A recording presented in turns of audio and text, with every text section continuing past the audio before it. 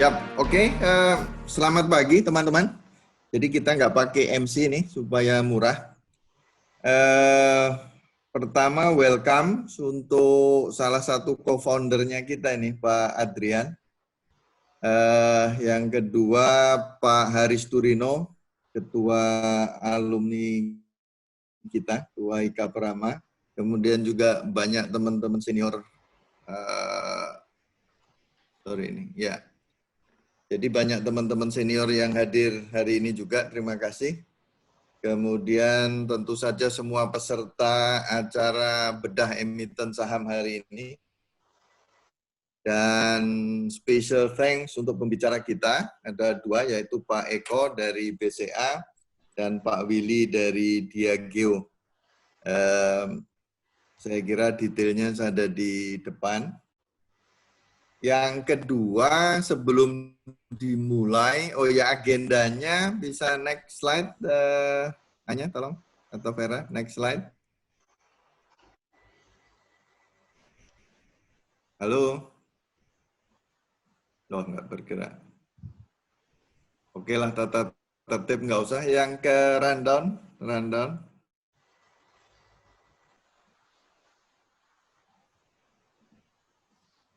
Ya, bisa slideshow, please. Ya, oke. Jadi opening on time. Jadi mudah-mudahan within 5 minutes. Kemudian nanti akan diikutin oleh opening speech by Pak Haris Turino. Karena nggak ada Prof. Jisman, jadi Pak Haris bisa speech 30 menit. Ya. Biasanya kan dibagi dua. Jadi hari ini hanya Pak Haris saja, jadi boleh banyak tuh. Kemudian, nah ini yang menarik nih.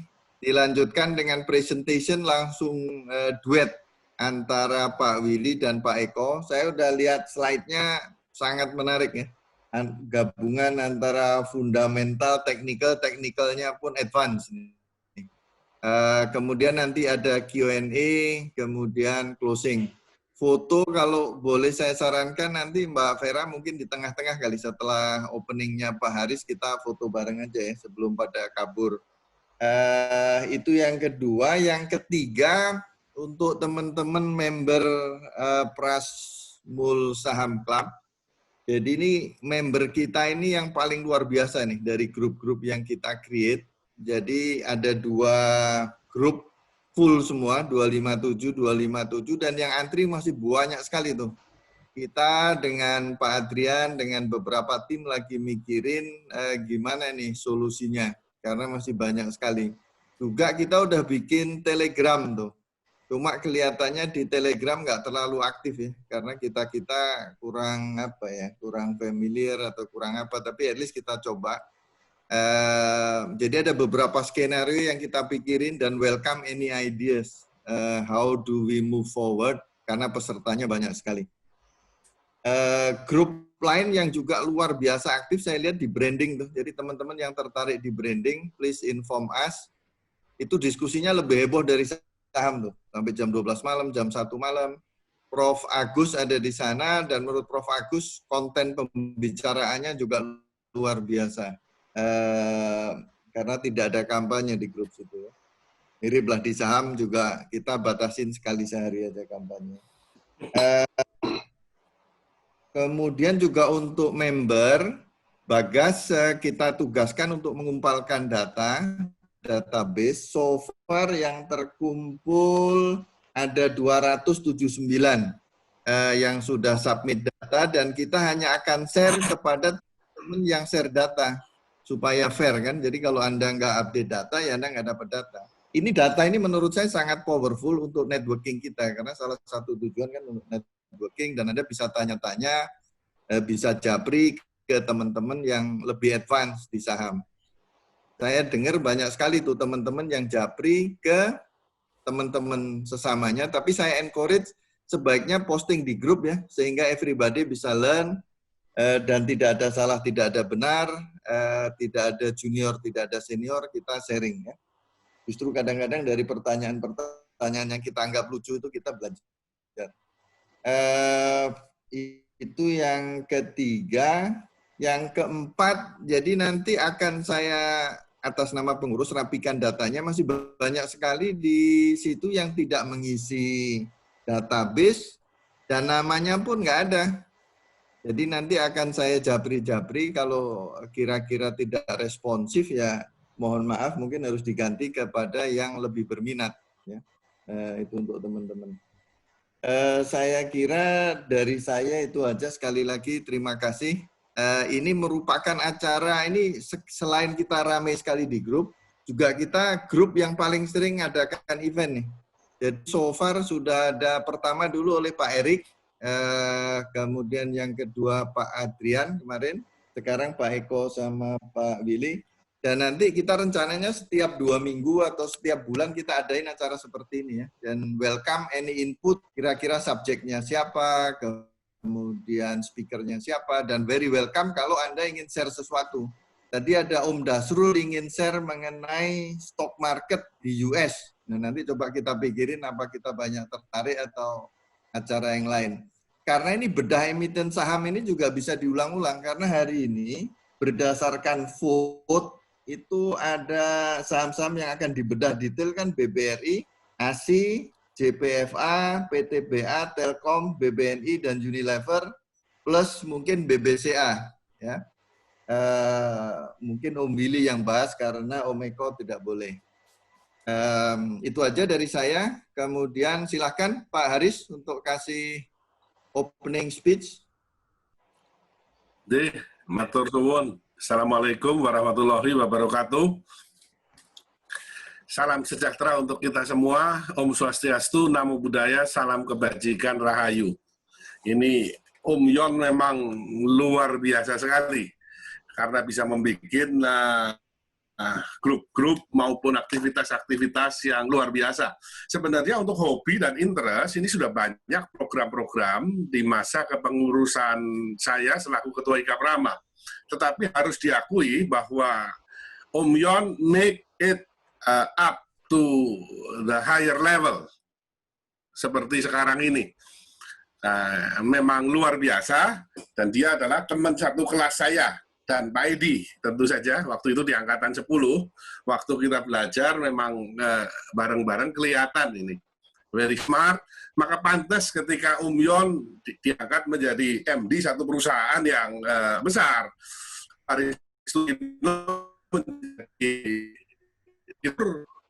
Saya orang paling penting di perusahaan saya sendiri tentu saja. Jadi perusahaan saya ya saya angkat diri saya sendiri. Tapi Om Yon diangkat orang lain menjadi MD dan ini luar biasa. And more than that, Om Yon ini kober ngurusin begini. Ajaib beneran. Salut Om Yon. Ya. Jadi ini menarik nih bicara soal saham ya. Sebelum kita mulai, saya boleh sharing sedikit saja apa yang saya ketahui tentang saham, karena kebetulan disertasi saya di program S3 Universitas Indonesia adalah membahas tentang sedikit terkait dengan behavioral finance, terutama di bidang saham. Ya, yang pertama adalah saya akan cerita tentang disposition effect dari Shevrin dan Statman tahun 85. Ini ngomongnya seperti apa sih? Ya, investor di saham kebanyakan adalah investor yang paling takut untung sekaligus berani rugi. Kok bisa seperti ini? Satu contoh, saya beli saham pada harga 1.000, kemudian harganya naik ke 1.200, maka kita cenderung untuk realisasikan kita punya profit. Dapat untung real 200 daripada hanya untung di atas kertas sebesar 200. Nah, kemudian sahamnya naik lagi berdasarkan teori Newton ya. Benda yang bergerak akan bergerak terus sampai ada satu gaya yang bekerja padanya. Lagi naik ya, sampai ada satu kekuatan yang membuat dia balik turun. Tetapi faktanya adalah kalau kita punya saham, beli pada 1.000, naik ke 1.200, maka seorang investor cenderung untuk merealisasikan keuntungannya, terutama untuk short term investor. Nah, sebaliknya, investor saham adalah orang yang paling berani rugi. Ya. Jadi beli pada 1.000, turun ke 900, dia akan pertahankan sahamnya. Karena apa? Karena dia waktu membeli pada harga 1.000 kan dengan pertimbangan yang sangat rasional, bahwa harapannya saham ini naik. Segala macam yang akan dibahas hari ini nih, indikator-indikator analisa fundamental, analisa teknikal, waktu beli 1.000 kan bukan ngawuran, dia beli melakukan analisa. Ternyata turun 900, oh ini hanya pasar lah bergerak, dia akan tahan. Turun lagi ke 800, most of the investor akan tahan. Ya, sehingga pemain saham kebanyakan adalah berani rugi. Jadi ini menarik, sudah jelas pengennya cari untung di pasar saham, tetapi karakteristik sebagian besar, tidak semua, adalah takut untung. Paling takut itu kalau untung, segera diambil. Karena memang tidak yakin bahwa setelah 1.200 dia akan naik lagi. Dan yang kedua adalah berani rugi. Nah, yang kedua adalah overreaction. Ya, ketika tren membeli saham A, maka semua beli A. Ya, kadang-kadang kita tidak tahu alasannya kita beli A. Saya sendiri dulu pernah ya membeli satu saham gara-gara lagi main golf, satu teman bilang, wah ini bagus sekali, ini dapat proyek ini. Terus kita beli. Akhirnya sahamnya gocap sekarang. Ya. Ini yang kedua. Dan yang ketiga adalah teori anchoring bias nih. Anchoring bias juga menarik nih. Kalau kita katakan percaya pada satu analis ya, bahwa ini saham ini rekomendasinya bagus, kita beli saja karena kita percaya bahwa dia punya satu informasi yang benar tentang saham. Ya, kita anggap bahwa informasinya adalah benar, tetapi faktanya adalah seorang pemain saham harus menyadari bahwa tidak ada, there is no one bigger than the market. Pengalaman saya sudah banyak sekali untung maupun sekaligus rugi, baik di pasar saham maupun di pasar falas. Ini yang menarik, 3 hal yang ingin saya share. Dan sebelum melanjutkan diskusi, saya tutup dengan sebuah pantun ya. Jadilah bibit si ayam siam, untuk sabungan elok dilarang. Sungguh bermanfaat investasi saham. Untung didapat, uang tak kurang. Selamat berdiskusi. Wassalamualaikum warahmatullahi wabarakatuh. Waalaikumsalam warahmatullahi wabarakatuh. Luar biasa Pak Haris. Pak Haris ini lulus doktor cepat sekali. Saya pikir nggak mateng kemarin, tapi dari pemaparan hari ini udah layak lah lulus dia jadi dokternya. Terima kasih banyak Pak Haris. Terutama apresiasi tentang grup-grup yang kita create dan grup saham. Ini nggak akan heboh kalau tidak ada kita-kita semua ya. Jadi terima kasih banyak. Oke, next langsung aja Pak Eko sama Mas Willy. The floor is yours, diatur sendiri ya. Oke, silakan Mas Willy atau Mas Eko duluan. Mas Willy, Pak. Oke. Oke, thank you Om Yon, thank you Pak Haris. Selamat pagi semua. Assalamualaikum warahmatullahi wabarakatuh. Oke. Nama saya Willy, saya MMR 34. Hari ini sebenarnya saya pengen sharing yang basic ya, tapi ternyata pas liatin yang datang mostly senior-senior semua, jadi ya untuk senior-senior semua mohon ini ya, mohon dengerin aja kali ya. Oke, yang hari ini yang akan saya share ke teman-teman semua itu sebenarnya semua experience yang saya dapetin sendiri. Saya starting di bisnis saham ini tuh sejak 2006. So jadi udah kurang lebih sampai dengan tahun ini udah sampai 14 tahun ya. Jadi so far yang cara yang pakai ini cara yang memang saya gunakan ya learning dari apa yang saya lakuin dari tahun 2006 gitu. Oke, next step. Next slide please.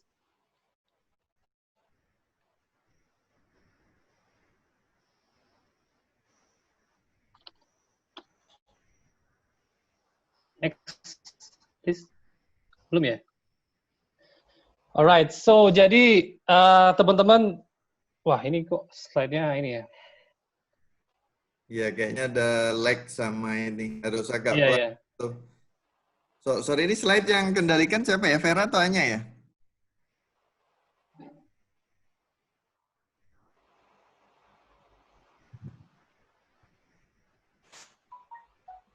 Ah, oke. Next, Jali. Oke, di slide 6 bisa. Oke. Oh, bisa di next. Oke, ini sebenarnya di awal ini saya pengen cerita ke teman-teman semua. Ini saya pengalaman saya ya. Jadi di awal ini sebenarnya saya tampilin ada 2 mobil. Jadi sebenarnya 2 mobil ini bukan saya pengen tampilin untung saya, tapi I think semua yang yang main saham udah lama ya, ya terutama senior-senior tuh udah paham banget lah yang namanya uang uang belajar saham lah, gitu ya. Jadi jujur aja saya so far udah hilang 2 mobil ya teman-teman semua ya. Jadi I think yang tadi yang sempat disinggung oleh Pak Haris itu benar banget. Kita main saham itu memang somehow selalu siap rugi, tapi takut untung gitu ya. Dan itu benar-benar saya rasain banget. So dari tahun 2006 itu saya mulai main saham itu selepas saya lulus S1 ya. Jadi saya mostly I think semua sama ya. Kita mulai itu dengan based on rumor. Jadi ya kayak tadi lah dengar temen bilang apa, kemudian lihat di milis kalau dulu kan, kemudian sometimes kita lagi makan siang sama teman, kemudian teman bilang ini ada saham bagus. Jadi so far mostly yang saya lakuin saat itu beli apapun based on rumor. Jadi 100% dengan apa yang saya lakuin gitu ya. Dan ya somehow cuannya dapat, tapi lebih banyak untungnya sebenarnya gitu ya teman-teman. Terus 2008 nih mulai nih, 2008 sejak masuk apa sih Prasetya Mulia mulai diajarin nih sama Pak Adrian ya. Waktu itu sempat lah ikutan CFA competition dan kita juga menang waktu itu. Tapi justru yang jadi agak apa sih paradoks ya. Saya justru di 2008 itu kita juara CFA, tapi justru di tahun itu saya hilang 2 mobil. Jadi ini agak-agak paradoks ya. Jadi so far saya paham banget, Gus. Siapa sih yang nggak tahu ya nama BBRI, BBCA, semua juga tahu itu saham bagus. Tapi kok bisa loss ya gitu ya. Jadi I think memang satu keilmuan yang saya align banget dengan Pak Haris tadi yang memang yang harus kita understand banget tuh soal behavioral finance sebenarnya itu ya. Jadi kalau singkat cerita saya dulu lebih banyak ruginya karena tamak aja sebenarnya gitu. Kemudian paling simpel kalau kita main di saham kita pakai margin gitu kan atau kita pakai uang hutang gitu kan. Jadi sebenarnya yang justru inform yang kita punya itu sebenarnya kalah dengan sikap kita. So jadi memang di tahun 2008 itu saya main saham itu mostly caranya fundamental ya. Semua saham itu kita valuasi semua, DCF, comparable, semua deh. Pakai Gordon model segala macam. Jadi semua saham itu pengen saya hitung semua harga wajarnya. Cuma yang susah itu adalah setiap kali dia untung dikit itu gue jual. Setiap kali dia rugi dan akhirnya ya apa ya main saham itu nggak pernah benar-benar untung dan saya nggak nyaman banget sebenarnya gitu ya teman-teman. Nah kemudian 2014 itu saya mulai coba-coba main di falas juga ya, main di forex, main di gold ya dan saya mulai kenalan juga dengan Elliott Wave, dengan pattern segala macam pattern, kemudian dengan price action sendiri, kemudian belajar candle gitu ya. Jadi saya juga tahun itu saya coba untuk enggak sama sekali dengar information. Jadi saya trading itu benar-benar saya nggak pengen tahu news. Saya nggak pengen tahu. Jadi saya benar-benar trading itu berdasarkan pattern kemudian candle-nya dan so far di saat itu saya tuh ngerasa secara result sebenarnya so far lebih baik dari tahun 2008 ya teman-teman ya. Cuma saya masih merasa belum benar-benar nyaman gitu ya. Jadi karena saya sebenarnya benar-benar trading itu nggak tahu sistemnya. Jadi so far itu saya tuh ngerasa kalau ada satu pattern, misalnya contoh patternnya double bottom seperti itu, wah ini udah pasti harus baik kayak gitu kan. Jadi saya beli itu benar-benar berdasarkan pattern seperti itu dan so far kadang-kadang pattern itu kan nggak selesai benar ya. Sama kalau patternnya salah, itu kita selalu jadi investor dadakan ya. So far kita udah beli banyak, kemudian habis itu ternyata sahamnya turun, ya udah yang tadinya kita ngakunya jadi trader, ya akhirnya apa? Akhirnya jadi investor dadakan gitu kan. Dan I think semua orang, I think yang benar-benar main saham saya rasa pernah lakuin ini sih gitu.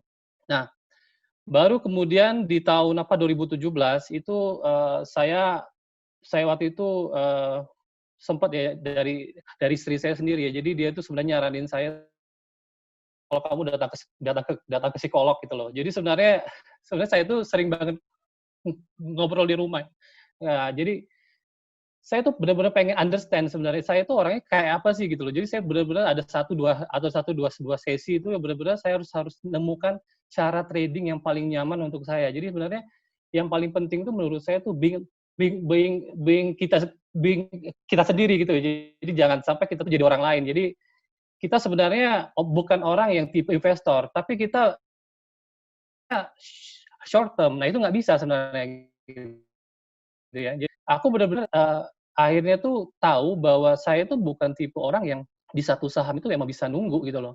Jadi buat saya untung 5% tuh cukup gitu. Untung 10% tuh cukup gitu loh. Jadi dan sejak saya tahu saya orang yang seperti itu, jadi saya nggak bisa maksain lagi. Jadi kalau memang saya mau invest panjang, ya menurut saya nggak usah di saham, saya beli aja reksadana, gitu ya. Jadi yang paling penting tuh buat saya sejak tahun 2017 itu adalah gimana saya menemukan. Jadi nggak perlu saya nyontek orang lain, nggak perlu saya liatin orang lain caranya seperti apa gitu ya. So, dan sejak tahun itu sendiri ini agak aneh ya. Jadi mungkin 1-2 teman saya tahu banget, saya melakukan dokumentasi di setiap trading yang saya lakuin sampai hari ini. Jadi nanti teman-teman akan lihat sendiri. Saya udah melakukan 122 kali on off gitu ya teman-teman, dan saya dokumentasin semua kapan saya masuk, kapan saya keluar. So sehingga saya bisa backtest tuh, saya bisa cek juga itu benar atau enggak. And then terakhir di tahun 2020 ini, sejak udah 2017 saya udah coba cara ini, so far saya komit nih ya teman-teman, bulan Desember tahun ini saya nggak lagi kerja di kantor saya sekarang, saya udah masukin surat resign, dan saya kemudian akan coba full time trader gitu ya. Dan so far saya akan coba di saham, forex dan gold, dan saya yakin banget dengan apa yang sudah saya coba, udah saya dokumentasikan satu-satu gitu ya dari tahun 2017 itu. I think saya udah punya keyakinan sih gitu. Iya, teman-teman. Next mungkin.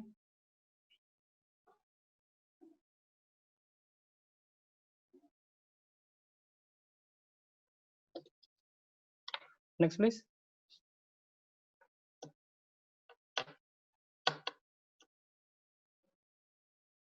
Halo.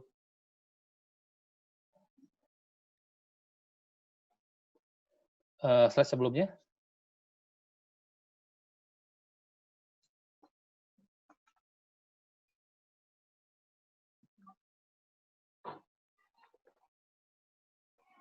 Pak Willy, sorry mau take remote control, silakan Pak.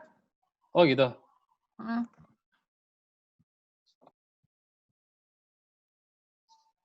Oke, so tadi ini yang saya sempat singgung ke teman-teman ya. Dari tahun 2017 itu saya udah mendokumentasikan 122 kali entry dan exit saya gitu ya.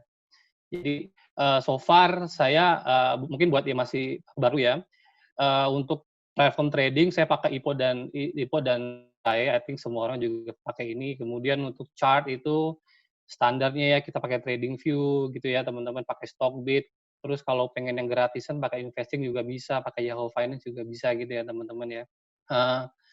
Jadi so far dari tahun 2017 itu saya punya win rate itu 74% gitu ya. Remote control sendiri nggak?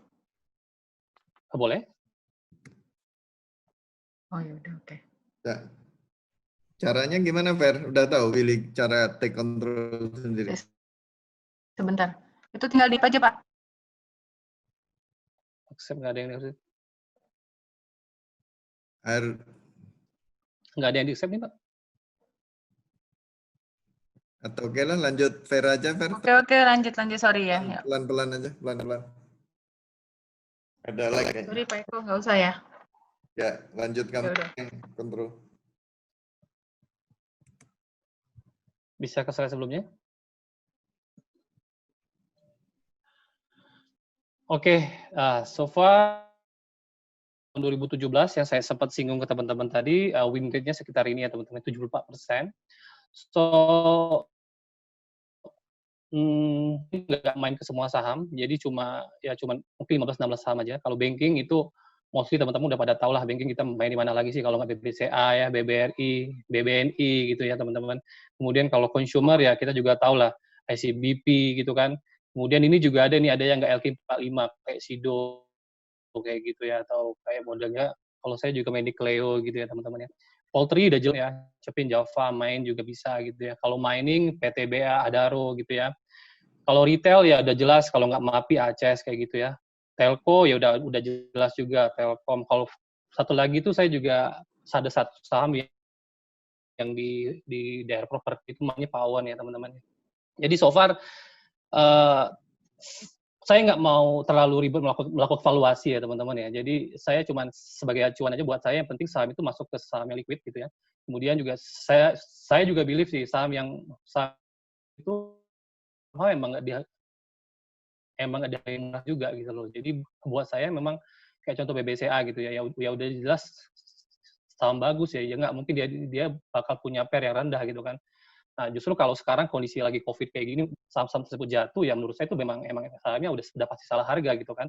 Nah, jelas sebenarnya ini buat saya adalah momen banget kalau buat teman-teman yang punya thinking untuk swing atau pengen investnya long gitu ya teman-teman ya. Cuma kalau dalam kondisi normal buat saya gitu penting lagi sekarang. Buat saya yang penting dia LQ45 dan saya believe aja bahwa saham itu saham yang bagus pasti dihargai mahal sih gitu.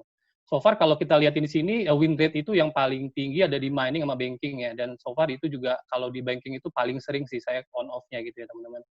Dan tipe main saya memang agak short term. Buat saya itu untung 5% itu saya udah keluar setengah, kemudian saya akan fight lagi sampai dengan TP-nya.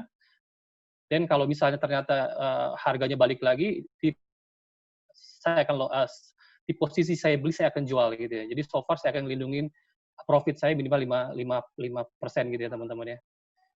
Jadi itu kemudian untuk risk and reward itu selalu ya, saya selalu minimal 1:2 ya teman-teman. Jadi kalau let's say kita setting target profitnya 5%, ya udah jelas loss-nya minimal 2,5% gitu ya. Maksimal ya 2,5% itu kalau kemudian juga stop loss itu biasanya saya pasang di 3 atau 4 tick di bawah harga breakout-nya. Jadi kalau misalnya kan harga saham kan 100 ya kan 100 perak itu 3-4 ticknya itu ya bisa jadi harganya 97. Jadi begitu dia harga 97 dari harga breakout price-nya itu udah saya jual gitu. Jadi learning saya juga dari pengalaman saya dari tahun 2006, buat saya nggak pengen pegang saham yang secara pattern tuh udah nggak sesuai dengan trading plan saya. Buat saya paling penting tuh antara sikap sama tindakan kita tuh mesti kokoh gitu ya. Jadi kita mesti punya kepercayaan yang kokoh banget bahwa yang kita udah buat. Main saham tuh enaknya apa?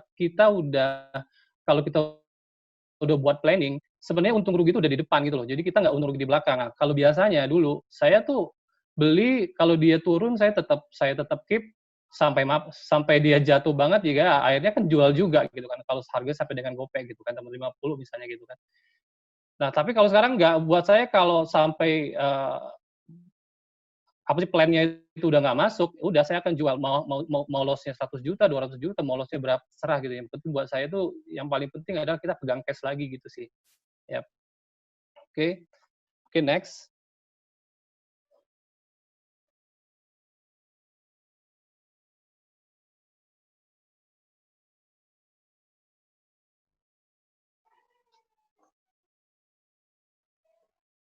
Oke, yang tadi saya sempat singgung take ini profit ya. Take profit itu maksudnya pakai trailing stop itu gini. Jadi let's say kita udah cuan ya, udah cuan 5% gitu ya teman-teman ya. Itu banyak ini sih teori sih. Ada orang pakai pakainya namanya garis apa sih Fibo-nya gitu kan. Ada pakai Darvas-Spok juga gitu kan. Tapi kalau saya pengen simpel aja sih sebenarnya. Saya pengen simpel, begitu saya udah untung 5%, saya jual setengah. Kemudian posisi yang saya masuk tadi setengahnya lagi saya akan fight sampai dengan target ini profit saya dapat gitu ya. Tapi kalau misalnya saham itu turun, balik lagi ke posisi awal saya beli itu udah saya jual gitu loh. Jadi so far caranya gitu aja sebenarnya. Jadi saya pengen ensure saya tetap bisa lindungi profit saya sih. Nah, sebenarnya kalau kita ngomongin price action, ini udah price action yang agak adjustment ya, karena ini juga udah pakai sedikit cara saya juga sendiri sih. Yang pertama tadi udah sempat saya singgung, saya hanya trading itu di saham yang liquid dan bullish stock aja. Jadi saham yang liquid udah jelas ya, kalau di bursa kita kan enak banget ya, kita udah dikasih tahu ada LQ45 gitu ya teman-teman ya. Kemudian bullish stock. Nah, bullish stock ini sebenarnya buat saya itu kalau ngomongin teorinya ya at least dia udah breakout EMA 50-nya, tapi itu kan agak, kalau buat teman-teman yang mungkin baru belajar saham, apa sih EMA 50 juga mungkin agak bingung ya. Tapi gini aja deh, paling gampang kalau slope-nya, kemiringannya itu minimal 30 derajat aja. Ya, jadi dari let's say kalau kita bicara satu tren saham dari 3 sampai 5 tahun yang lalu sampai hari ini, minimal dia punya slope atau tingkat kemiringannya itu 30 derajat aja. Jadi meaning artinya memang dia secara trend itu lagi bullish. Dan teman-teman bisa lah, misalnya contoh kayak sekarang lagi COVID ya. Lagi COVID gini, ya itu nggak perlu dilihat dulu karena kondisi normal ya. Jadi kita bisa lihat tren itu ya kondisinya yang kemarin yang kondisi normal ya gitu kan. Jadi so far teman-teman bisa lihat selama kemiringan itu minimal 30 derajat, menurut saya itu saham tuh masih dalam fase yang bullish ya teman-teman.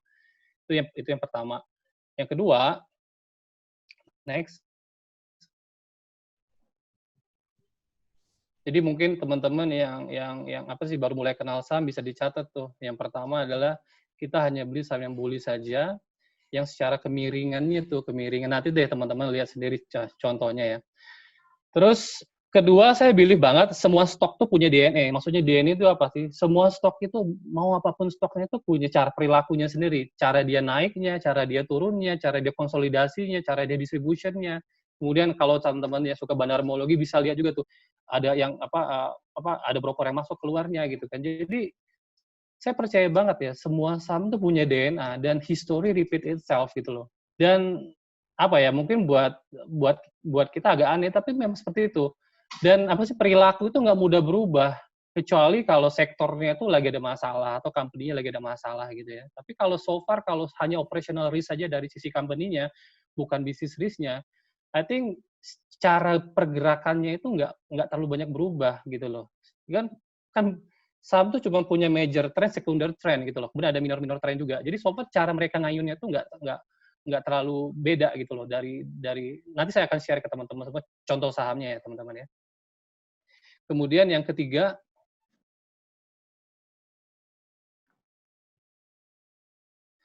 nah ini sebenarnya yang ketiga ini yang paling penting sih sebenarnya teman-teman. Ini namanya itu breakout price, kesepakatan harga ya. Ini kalau kita baca teori Dow ya. Jadi saya pilih banget semua harga yang breakout dengan big volume itu udah buy confirmation. Jadi sebenarnya teman-teman lupakan yang namanya average down. Jadi kalau lihat ada satu saham itu breakout, itu pejamin mata beli aja. 2%, 3% itu udah 80% di tangan sih. Gitu. Itu nggak bakal fail. Kecuali kalau ada besoknya ada news yang sangat signifikan ya. Apalah misalnya news yang sangat signifikan yang sifat eksternal. Tapi kalau so far dalam kondisi yang aman-aman aja, ya namanya breakout price itu bukan saat teman-teman jual. Jadi makanya ini yang paling sering banget nih, teman-teman keeping saham, ya contoh tadi BBCA. BBCA saham bagus, siapa juga tahu gitu loh, BBCA itu saham yang bagus. Tapi pas gue beli kok turun ya gitu loh. Dan akhirnya saya tuh nunggu banget saham itu selama 1 bulan, 2 bulan, ya karena harganya belum balik ke harga basic kita, ke harga beli kita. Kemudian udah mulai naik, dan dia sahamnya tuh udah untuk 1% dan itu justru saat volumenya tuh besar. Dan itu banyak banget kalau saya dulu, saya langsung jual karena saya takut, wah ini saya udah nunggu 2 bulan nih, begitu dia naik 2%, 3%, ini udah saya jual gitu loh. Dan makanya kita selalu aja ngerasa, loh kok dia naik lagi ya, kok dia naik lagi, kita nggak pernah merasa untung gitu kan. Nah, that's why, karena memang kalau breakout price itu udah sebenarnya buy confirmation. Jadi nggak perlu takut, gitu ya teman-teman ya. Kemudian yang keempat, yang terakhir sebenarnya rule-nya, tadi udah dibilang Pak Haris juga, market itu selalu benar. Jadi sebenarnya saat kita lagi trading itu, ego itu is the biggest enemy ya. Jadi ego itu ya, sama kita tuh udah ngelakuin valuasi, udah punya trading plan, dan itu failed misalnya. Tapi kita masih ngerasa ini kayaknya market salah deh gitu. Enggak sih, menurut saya itu ego banget sih. Jadi kita benar-benar sebisa mungkin Iya, kalau udah salah dari planning kita, udah stop loss aja. Karena stop loss itu best friend banget sebenarnya. Jadi keeping uang kita tuh selalu dalam posisi cash gitu ya teman-teman.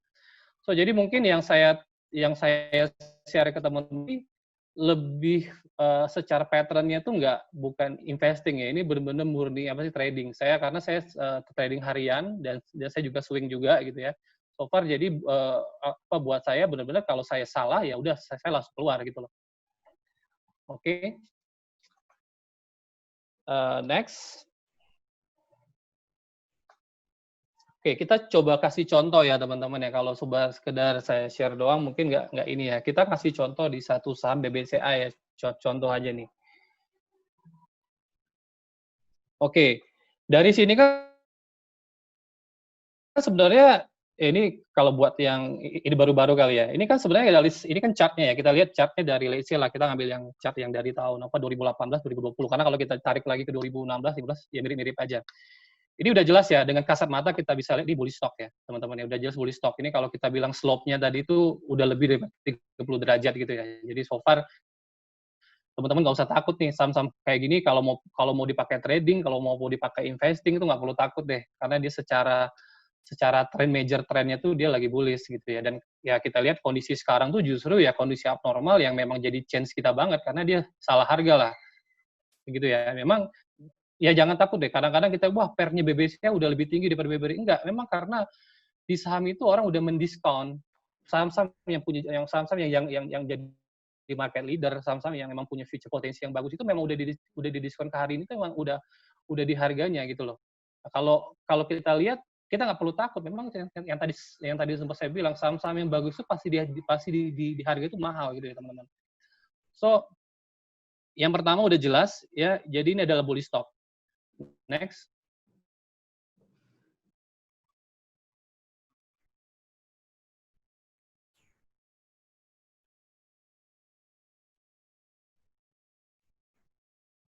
Nah, tadi yang sempat saya singgung yang nomor 3 ini paling enak banget teman-teman. Karena kita udah dibantu nih. Ini teman-teman lihat nih, ada big volume yang abnormal banget ya. Itu ada big volume yang abnormal banget teman-teman. Artinya apa? Ini ngambil contoh aja. Ini di dalam 1 bulan tuh ada di pasar Glodok misalnya itu ada orang jual beli TV harganya misalnya secara transaksi hari ini tuh 1 M gitu. Kemudian tiba-tiba di 1 minggu tertentu harganya transaksi harian tuh naik sampai 100 miliar gitu loh. Itu bisa kita bayangkan tuh ada buyer and seller dengan frekuensi yang edan jual beli saham itu dan kebentuklah harga average-nya di hari itu dan harga itu tuh believe lah itu nggak mudah ditembus. Jadi ini kalau kita lihat saham yang model-model gini ini udah jelas ya. Ini ada saham yang punya volume tuh mau dia volume jual atau beli dalam posisi yang abnormal banget, yang tinggi banget dibandingkan volume rata-ratanya.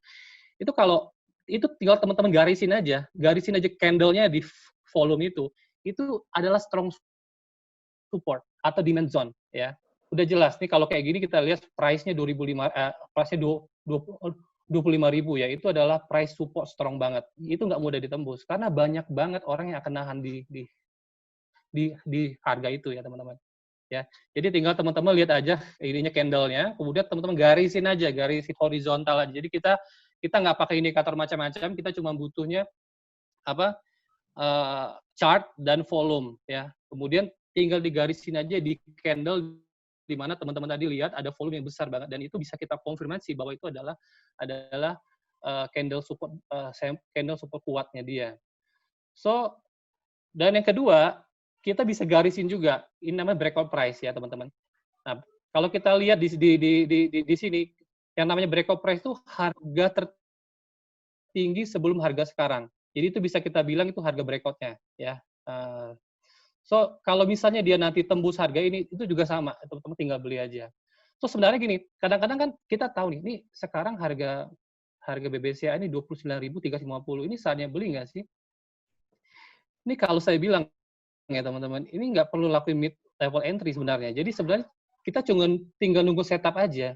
Kalau jadi trader yang cuma ngejar 5% ya teman-teman ya, itu menurut saya mendingan kita diam aja, kita nunggu setupnya. Jadi setupnya cuma dua nih. Yang pertama kalau dia tembus price ini yang apa 30.000 itu teman-teman tinggal beli aja. Itu udah pasti deh 3%, 4% udah pasti di tangan gitu ya, teman-teman.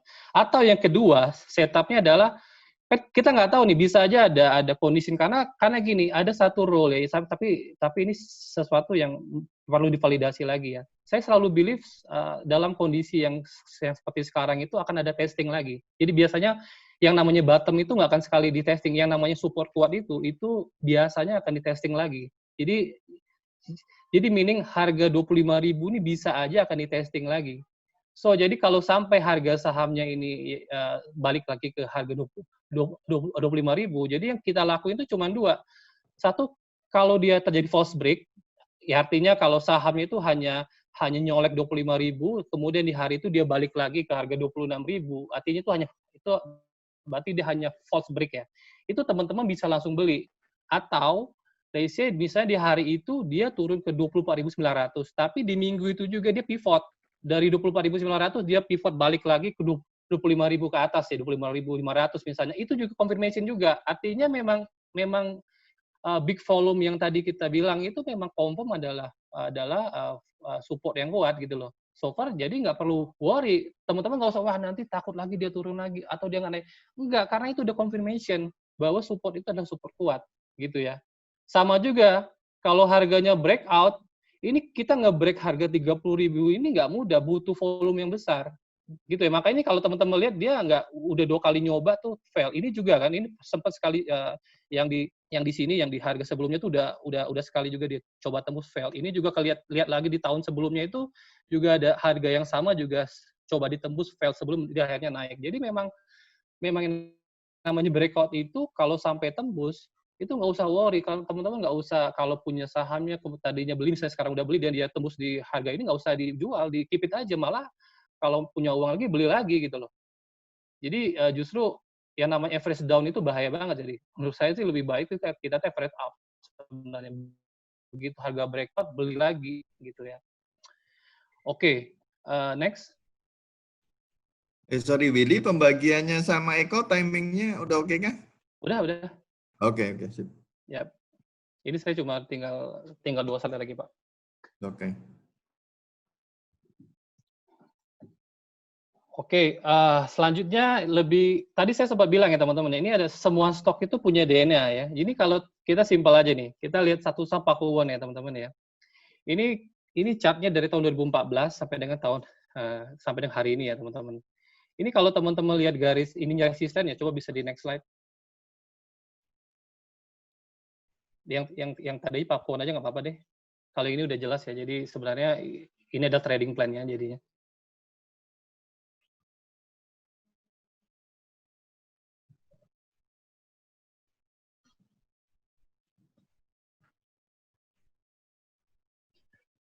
Oke, bisa langsung di next slide aja.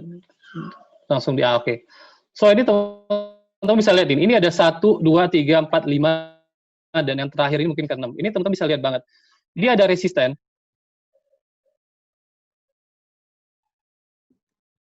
Ini teman-teman bisa lihat ya. Ini ada, kalau saya panjangin lagi ini sampai tahun 2013 akan ketemu juga sih sebenarnya. Jadi so far saya cuma sampai 2014 saja. Ini ada satu saham, ini secara DNA-nya sangat kuat banget ya.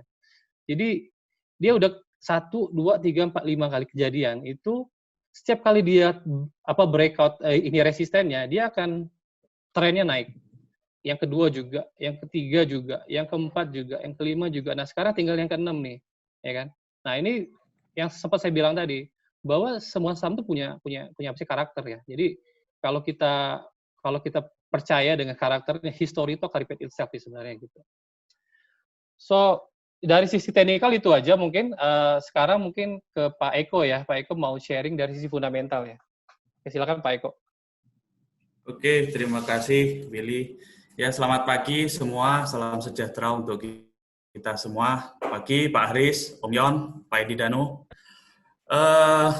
Saya akan mulai share next saja. Ini sedikit background saya. Background saya bukan seorang lulusan akuntansi. Jadi saya arsitek S1 saya. Tapi saya cinta melihat angka-angka, saya senang melihat angka-angka, makanya akhirnya kerja jadi analis, ya bertahan udah 12 tahun. Mirip dengan yang tadi Willy bilang, basic rule-nya, ini juga tadi sudah disebutkan juga oleh Pak Haris bahwa nomor satu tuh yang paling benar pasti market lah. Kita nggak pernah bisa melawan market. Jadi nomor satu, apapun analisa kita, market benar. Kedua, ya wasitnya. Kalau di Indonesia misalkan bursa ya, BI. Kalau bilang stop, stop trading. Kalau bilang jalan, jalan. Gitu ya. Nomor tiga, analis-analisnya siapapun itu yang kasih komentar. Ya nomor empat, kita investor trader. Nah, kalau kita menjadi investor atau trader, kita nih di urutan keempat. Itu menurut saya sih. Next. Ini sedikit pemahaman, fundamental analisis sama technical. Kalau tadi yang sudah di-sharing Pak Willy itu technical, kalau fundamental itu kita melihat barangnya. Ini kalau pinjam kata-katanya Pak Lukas, dosen kita di Prasmul, sama seperti kita melihat sapi, kalau fundamental itu kita lihat sapinya masih makan nggak, sapinya sehat nggak, seperti itu. Nah, kalau technical tuh kita lihat ekornya doang. Oh, ekornya masih gerak, masih hidup, udah gitu aja. Jadi selama ekornya masih gerak, ya udah kita tradingin. Kalau ekornya udah nggak gerak, nah di tradingin. Gitu sih bedanya. Ya, next. Nah, hari ini kita mau bedah. Kalau tadi Pak Willy udah bedah sedikit dari sisi teknikalnya. Kalau dari fundamental kan kita mau lihat barangnya. Nah, karena kita semua di sini posisinya adalah outsider, maka kita akan melihat dari sisi luar. Saya membayangkannya itu seperti kita membedah rumah. Kita mau beli rumah. Jadi kita semua kan di sini punya pengalaman beli rumah lah ya. Semua orang itu pingin rumahnya nyaman, pingin rumahnya enak, baik, lokasinya bagus. Cuman definisi baik, nyaman, bagus itu setiap orang tuh beda-beda karena ada masalah tes. Jadi tes saya dengan misalkan tesnya Pak Willy mungkin beda gitu. Dengan tesnya lain lagi mungkin beda lagi. Nah, cuman ada satu benang merah yang kita bisa lihat, oh secara umum orang akan memandang, oh saham ini bagus. Seperti tadi Pak Willy bilang, kalau dibilang misalkan, oh saham BCA ya bagus, semua orang memandang bagus ya. Itu pendapat secara umum bagus gitu ya. Nah, basic question-nya kalau kita mau lihat saham itu bagi saya, pertama karena saya ini tipikal long term, pemain long term yang saya tuh demen ngoleksi saham, saya beli, saya pegangin terus bertahun-tahun, bahkan sampai 10 tahun lebih, saya punya saham yang lebih dari 10 tahun saya pegang dari harga yang murah sekali sampai sekarang harganya udah naik tinggi, terus ini karena ada COVID harganya jatuh lagi, nggak apa-apa, saya masih untung secara rata-rata. Saya selalu berpikir, saham yang saya beli itu apakah perusahaannya kalau bangkrut apa yang akan terjadi? Jadi gini, pola pikirnya. Kalau kita mau pegang dalam waktu lama, kita kan berpikir jangan sampai perusahaan yang kita beli sahamnya itu bangkrut. Nah, jadi saya pikir, misalkan banking, misalkan. Hari ini kebetulan kita ada bahas mengenai Bank Rakyat Indonesia, BBRI. BBRI ini istilah ekonominya too big to fail, terlalu besar untuk gagal, gitu ya. Dan kalau sampai gagal, itu efeknya nggak kebayang. Secara perekonomian Indonesia pasti hancur. Jadi semestinya ya, saham ini termasuk salah satu saham yang aman. Lalu apa yang penting sih di bisnis ini? Contohnya di bisnis banking, BBRI, nanti kita bahas ya.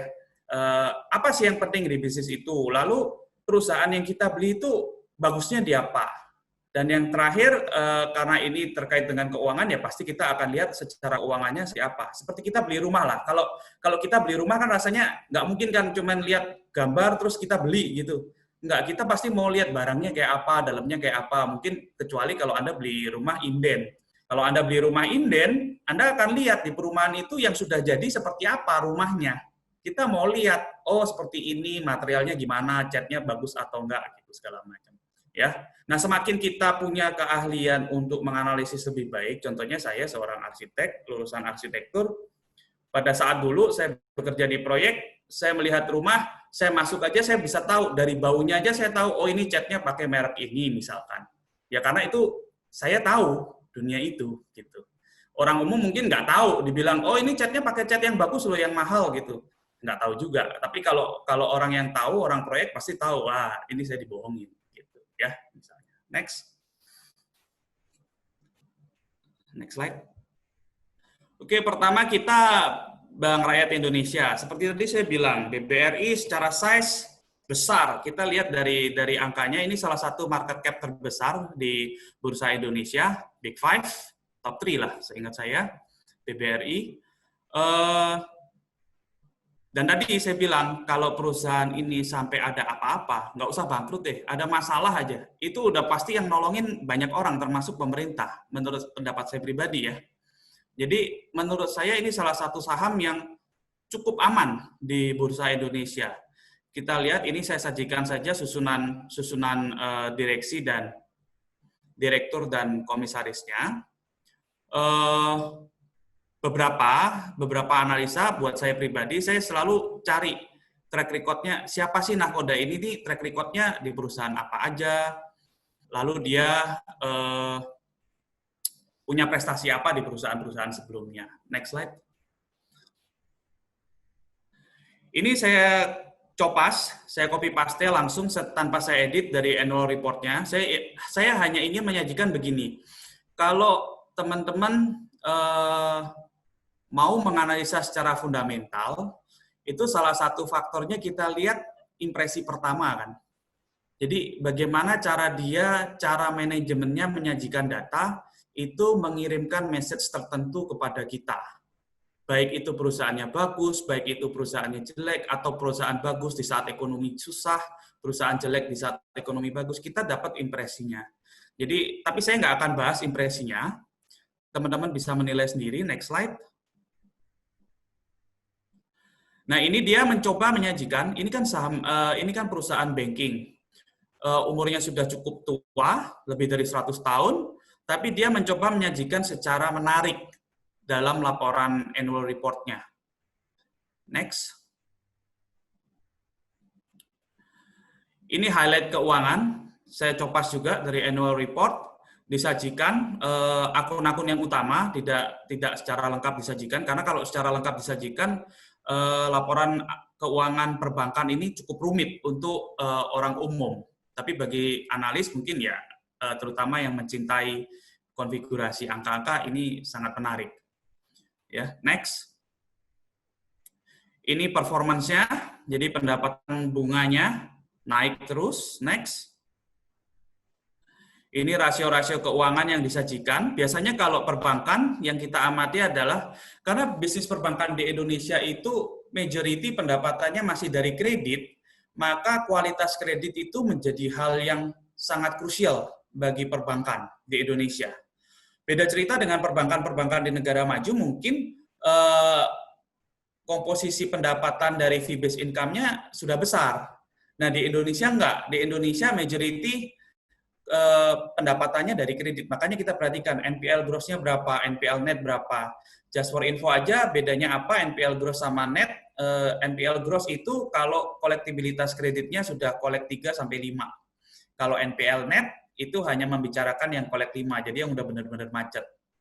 Tapi most likely kalau sudah kolek 3, most likely akan jadi kolek 5 secara umum. Ya, sangat jarang yang bisa selamat. Tapi kalau masih kolek 2, itu masih secara umum kredit masih bisa diselamatkan. Next. Ini mengenai NPL dan CKPN. Di Indonesia kita pakai istilah CKPN, cadangan kerugian penurunan nilai. Bahasa Inggrisnya impairment. Jadi saya sajikan ini hasil perhitungan, ini data olah saya sendiri, kompilasi saya sendiri. Jadi secara umum yang saya lihat adalah kalau dia gross loan-nya yang di sebelah atas, Bapak Ibu silakan amati, katakanlah yang tahun 2015 itu let's say 600 triliun. Lalu gross NPL-nya 2%, berarti kan sekitar 12 triliun. 12 triliun dia punya impairment atau pencadangan itu 17,5 triliun. Jadi secara kasat mata aja ini pencadangannya di atas NPL-nya. Jadi menurut saya ini bagus. Jadi dan dari tahun ke tahun itu tertutup. Sedikit informasi buat Bapak Ibu, ini banking kalau Bapak Ibu menganalisa untuk tahun 2020, di tahun 2020 ini terutama pasca pandemi COVID ada perubahan cara perhitungan pencadangan. Sehingga Bank BRI pun ada adjustment, kemarin saya hitung sekitar 15 triliun untuk pencadangan baru karena ada penerapan akuntansi yang baru. Ya, next. Untuk penilaian fundamental, tadi fundamental itu basically sebenarnya ada dua macam Bapak Ibu. Ada yang tadi sudah dibahas oleh Pak Willy, ada comparable sama absolute valuation. Nah, absolute valuation itu berarti yang dia menghitung dari pakai Gordon model, pakai discounted cash flow, DCF segala macam. Saya tidak menggunakan pendekatan itu, saya lebih senang menggunakan pendekatan market. Jadi saya pakai yang comparable. Kenapa demikian? Ini pendapat pribadi. Kalau kita beli rumah lah, balik lagi kalau kita beli rumah, kita tuh selalu pengen tahu beli rumahnya di misalkan jalan apa nomor 10 misalkan, jalan X nomor 10. Nah, kita nanya, nomor 11-nya harganya berapa? Nomor 12-nya berapa? Nomor 9-nya berapa? Nomor 8-nya berapa? Nah, itu comparable. Jadi kita tuh mau tahu sebenarnya harga wajarnya berapa sih gitu. Walaupun kita tuh ngelihat rumahnya loh. Maksudnya kalau Anda beli rumah kan nggak cuman Anda bilang ada orang jual rumah nih, beli, terus kita beli. Nggak begitu. Itu kalau rumah untuk invest, ya mungkin. Tapi kalau rumah untuk kita tinggalin kan kita akan datengin, kita lihat. Nah, tapi walaupun kita datengin, kita lihat, kita juga mau tahu di sekitar situ tuh harganya berapa sih sebenarnya. Makanya saya pakai yang comparable. Nah, ini saya pakai comparable. Lalu pricing sahamnya, saya pakai pricing saham plus 30 hari sama plus 60 hari sejak tanggal laporan keuangan. Kenapa begitu? Kalau Bapak Ibu download statistik yang di bursa IDX, mereka akan menyajikan harga pada saat 31 Desember. Jadi harga pada saat laporan itu berakhir. Masalahnya, laporan itu baru terbit, baru terpublikasi, karena kita outsider, itu 1 atau 2 bulan setelah tanggal berakhir. Jadi saya pakai pendekatan, ya sudahlah, saya nggak mau rata-rata semua sampai 20 atau 40 hari bursa, saya pakai pendekatan ya udah plus 30 sama plus 60-nya harganya berapa. Ketemu, nah pertama untuk BRI ini fair value-nya, kalau pakai PI, pendekatan PI sekitar 3.610, kalau pakai PBV sekitar 3.500. Next slide. Ini Pak Willy silakan jelaskan untuk BBRI. Oke, thank you Pak Eko.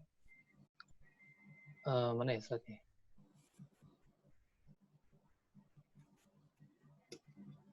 Oke, balik lagi ya. Oke, balik lagi ya ke saya ya. So, untuk BBRI ini saya ini kita enak banget nih teman-teman ya. Kita sekarang main di apa sih periode yang mungkin cuma 10 tahun sekali kejadian atau 15 tahun sekali kejadian ya. Jadi dan lagi-lagi ya kalau kita lihat di sini saya kan cuma tampilin ke teman-teman nih ada chart, kemudian ada volume ya. Dan lagi-lagi kita nemuin satu big volume yang abnormal banget. Ini tuh nggak selalu kejadian nih. Kalau teman-teman lihatin di tahun-tahun sebelumnya tuh jarang lah ada volume yang ya cuma ada satu nih ya di sekitar tahun 2018 itu ya. Itu ada satu yang sangat gede gitu ya. Dan teman-teman bisa lihat sendiri begitu volume gede itu udah artinya support, dan teman-teman bisa lihat kan dari 2018 2019 dia terus naik kan. Nah, ini juga sama. Kita dibantu banget hari ini tuh. Ada satu volume yang besar banget, big volume. Seperti yang saya tadi udah jelasin teman-teman, itu tinggal teman-teman lihat aja ininya candle-nya. Candle mana yang itu. Kemudian teman-teman garisin aja dari candle tuh candle yang paling bawahnya. Udah ketemu tuh. Harganya 2.560 perak ya, teman-teman. So, kemudian kita garisin juga garis apa sih breakout-nya 3.380. Jadi, kalau sekarang harganya 3.050, kalau saya yang saya sekarang saya nggak akan masuk dulu sih. Saya akan tunggu setup-nya karena buat saya itu agak rancu nih. Agak rancu ya. Kadang-kadang ya kalau bener dia akan breakout ya. Tapi kalau salah nih, karena saya tadi juga punya apa sih teori juga ya. Bahwa semua saham yang ketemu bottom-nya itu akan divalidasi lagi. Biasanya gitu. Nggak pernah yang namanya langsung naik aja. Pasti akan validasi lagi, minimal dia ada ya sideway lah. Dia akan coba lagi sampai akhirnya cukup kuat untuk apa naik lagi. So kalau saya akan diam dulu. Saya akan tunggu harganya itu either dia tembus breakout atau dia balik lagi ke 2560 dan di sana nanti kalau terjadi false break, artinya dia turun di bawah 2560 tapi kemudian di hari yang sama dia akan closing di atas 2560 lagi, berarti itu confirm banget kalau support itu adalah support yang sangat kuat. Terus itu satu. Kedua, kalau dia quick pivot, dia emang balik lagi ke 2560, turun ke 2500, tapi di minggu yang sama atau 1-2 hari kerja itu dia balik lagi ke 2560 gitu, naik lagi ke atas. Itu artinya dia pivot cepat. Artinya apa? Dia udah breakout lagi karena memang support yang tadi itu support kuat. Gitu ya. Kalau udah seperti itu ya teman-teman terserah, kalau yang modelnya investing ya bisa nunggu yang tadi seperti Pak Eko bilang, tunggu di harga fair value-nya misalnya, atau tunggu di lebih jauh lagi teman-teman mau invest yang long term. Atau ya kalau kayak saya ngejar 5%, 10% saya keluar. Kayak gitu ya. Jadi ini ya, kalau saya bilang ya kalau untuk yang BBRI, untuk take profit-nya bisa tadi tiru Pak Eko, atau juga kalau mau main cepat tinggal tunggu aja nih dua setup ini. Nah, dan saran saya kondisi hari ini ya stay aja dulu gitu ya. Oke. Next. Oke, next slide. Ya, next slide kita bahas yang kedua. Kemarin sesuai keinginan Floor, kita bahas mengenai Astra International. Nah, Astra International ini juga salah satu perusahaan yang terbaik di sektornya.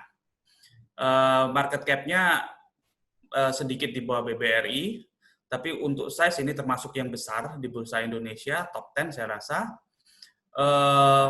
Konfigurasi direksi dan komisarisnya majority adalah profesional, ahli di bidangnya. Floating shares-nya juga cukup tinggi, floating shares-nya 49%, ini aman untuk trading menurut saya. Next. Nah, Astra ini adalah perusahaan konglomerasi, berbeda dengan BRI yang mungkin anak perusahaannya tidak terlalu banyak. Astra ini anak perusahaannya banyak sekali. Dan lini bisnisnya macam-macam. Tapi majority pendapatannya dari otomotif. Next slide. Ini adalah cara Astra menyajikan highlight keuangan di annual report-nya. Ya, teman-teman, Bapak Ibu bisa bandingkan dengan yang lain. Nanti juga yang berikut-berikutnya juga akan saya sajikan sama. Saya tidak edit sama sekali. Saya coba fair, jadi jangan sampai analisa saya tendensius. Saya cuma copas aja dari annual report-nya. Ini cara Astra menyajikan. Dia menyajikan dengan detail, hampir, maksud saya dengan jumlah pos yang lebih banyak dibanding BRI. Next slide. Lalu dia menyajikan financial ratio-nya. Kalau kita amati secara kasat mata, financial ratio-nya cukup stabil performanya. Next slide. Nah, ini yang tadi saya bilang, konfigurasi pendapatannya, komposisinya itu majority masih dari otomotif. Nomor 2 dari alat berat pertambangan, konstruksi, dan energi. Jadi salah satu anaknya United Tractor, ya, kalau kita tahu, itu juga salah satu perusahaan yang cukup populer di bursa. Next slide. Ini saya coba sajikan apa sih yang kritikal di perusahaan seperti Astra dan kawan-kawan. Karena ini kategorinya perusahaan manufacturing, seperti halnya kita running bisnis, manufacturing itu sangat sensitif terhadap yang namanya piutang dagang dan persediaan. Astra itu mengedepankan yang namanya just in time. Jadi dia mencoba mengefisiensikan modal kerjanya dengan seminimal mungkin jumlah persediaan barangnya. Nah, kita lihat seberapa bagusnya dia dalam mengoperasikan dalam manajemen keuangannya. Kalau kita lihat secara Astra, ini kebetulan datanya secara Astra, bukan secara perusahaan otomotifnya. Inventory days-nya itu berkisar 40-50 hari. Hanya 31 Maret 2020 itu hampir 60 hari. Ya, seperti kita tahu beritanya bahwa penjualan mobil pasca adanya pandemi COVID ini anjlok. Jadi perkiraan saya inventory-nya naik salah satunya karena ya memang nggak bisa dijual gitu. Ya, kalau Bapak Ibu mau tahu reason sebenarnya ya mesti nanya sama orang Astra. Ini hanya perkiraan saya dari keadaannya, karena kan kita outsider nih, nggak tahu data real dalamnya tuh reasonnya apa. Nah, next. Lalu saya coba hitung, Kenapa sih tadi saya sajikan critical measurement di keuangannya?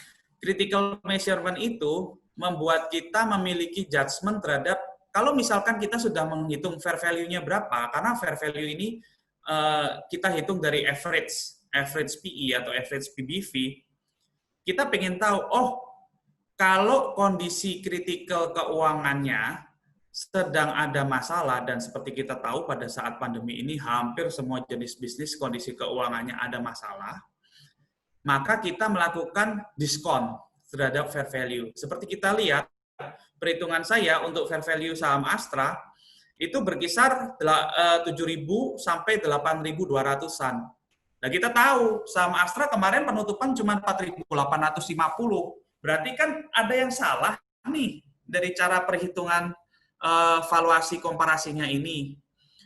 Menurut saya ini bukan salah karena dihitung dari average kan. Dan kalau kita lihat di Q1 2020 baik PE maupun PBV itu jauh lebih rendah daripada sebelum-sebelumnya. Jadi kalau kita hitung pakai rata-rata udah pasti harga fair value-nya itu akan di atas rata-rata karena kita yang terakhir ini posisinya dalam posisi yang rendah. Ya. Nah, next dibahas teknikalnya oleh Pak Willy. Oke, mungkin saya ulang sedikit ya teman-teman tadi yang mungkin yang belum join di awal-awal. Pertama untuk apa sih platform trading, saya biasa pakai iPod dan satu lagi Mirai ya teman-teman. Kedua, kalau untuk chart itu teman-teman kalau yang pengen apa bayar itu bisa pakai modelnya Stockbit, itu bisa bayar, kemudian Nexus ya, kemudian TradingView. Cuman kalau teman-teman mau yang apa gratisan tuh bisa jadi dari apa Yahoo Finance ya, dari RTI, dari investing tuh juga sangat apa sih powerful juga. Atau biasanya apps-nya sendiri kayak iPod, Mirai itu juga udah kasih chart juga. Cuman somehow menurut saya nggak terlalu user friendly ya gitu loh. Yang paling enak sih ya menurut saya Nexus atau satu lagi TradingView ya gitu. Terus kalau tadi juga ada yang nanya, saya bahas sedikit soal apa sih money management. Jadi kalau untuk risk and reward dulu ya, risk and reward itu saya biasa 1:2. Maksud 1:2 tuh gini, saya pasti udah punya trading plan. Jadi saya udah setup TP saya berapa, TP itu adalah target profitnya berapa, kemudian ada stop loss-nya juga. Dan itu udah pasti minimum 1:2. Artinya kalau saya set profitnya 5%, udah jelas stop loss-nya kurang lebih 2,5% gitu ya. Dan stop loss itu biasanya saya akan pasang di 2 atau 3 tick di bawah breakout price-nya. Jadi contoh misalnya harga 100 perak ya, harganya 1.000 misalnya. Harga 1.000 kan harga di bawahnya tergantung fraksinya. Jadi maksudnya tick itu adalah fraksi ya teman-teman ya. Jadi 3 fraksi di bawahnya gitu loh.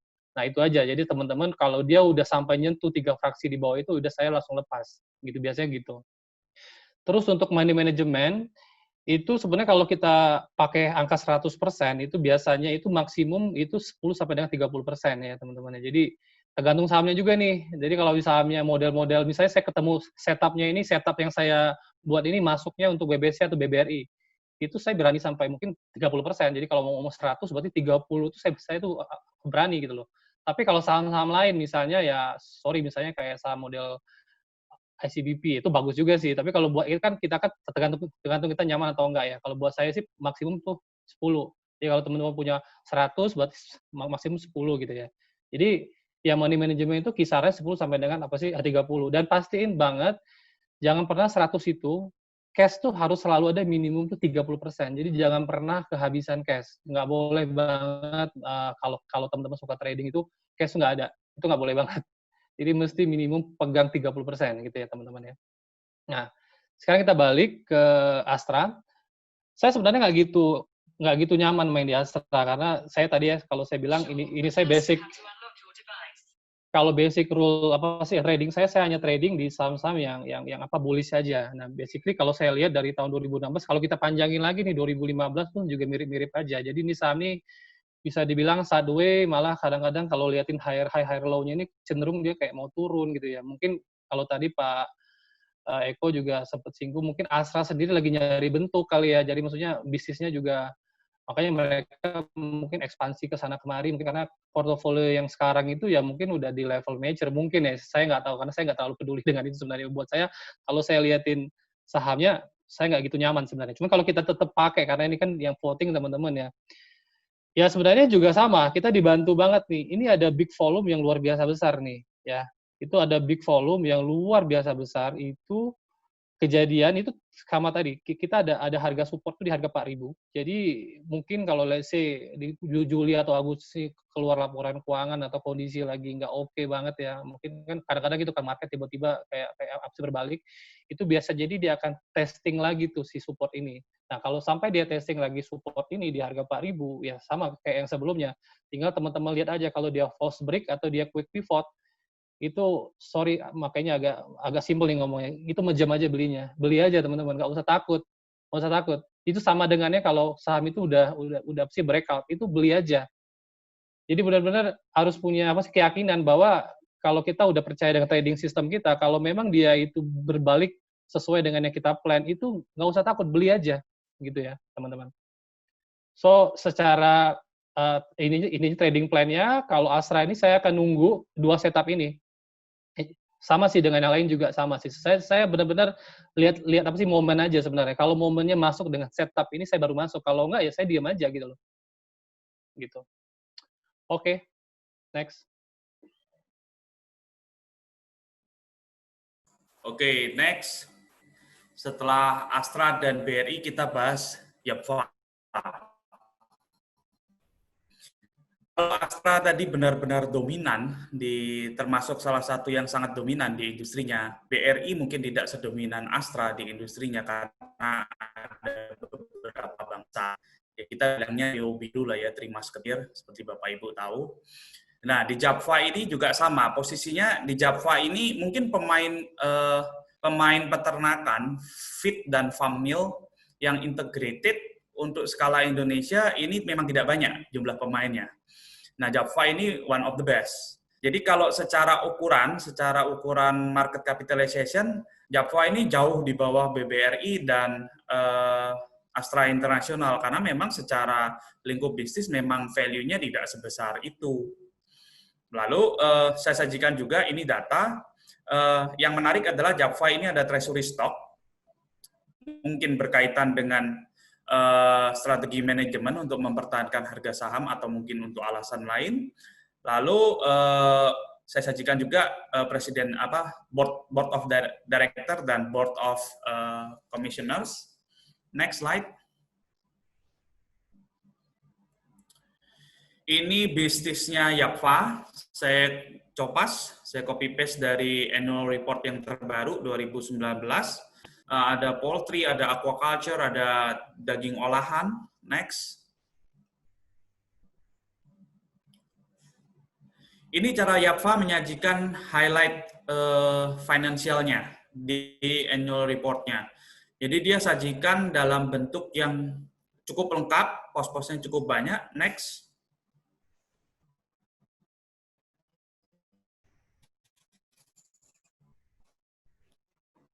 Rasio keuangan prinsipnya dengan Astra Nasional. Nah, ini adalah perusahaan dalam tanda kutip manufacturing lah ya. Majority activity-nya adalah manufacturing, entah itu manufacturing untuk pakannya atau dalam menghasilkan daging atau produk-produk olahan, telur segala macam, itu boleh bilang itu manufacturing. Rasio-rasionya mirip dengan yang digunakan oleh Astra. Next. Ini financial ratio untuk rasio performance, rasio keuangan, lalu juga ada nilai PER. JAPFA menghitung nilai PER-nya sendiri dalam annual report-nya. Next. Ini adalah critical financial accounts. Balik lagi karena ini perusahaan manufacturing, yang saya bilang manufacturing dan trading, sangat sensitif dengan yang namanya piutang dan persediaan. Kalau tadi banking itu sensitif dengan yang namanya NPL.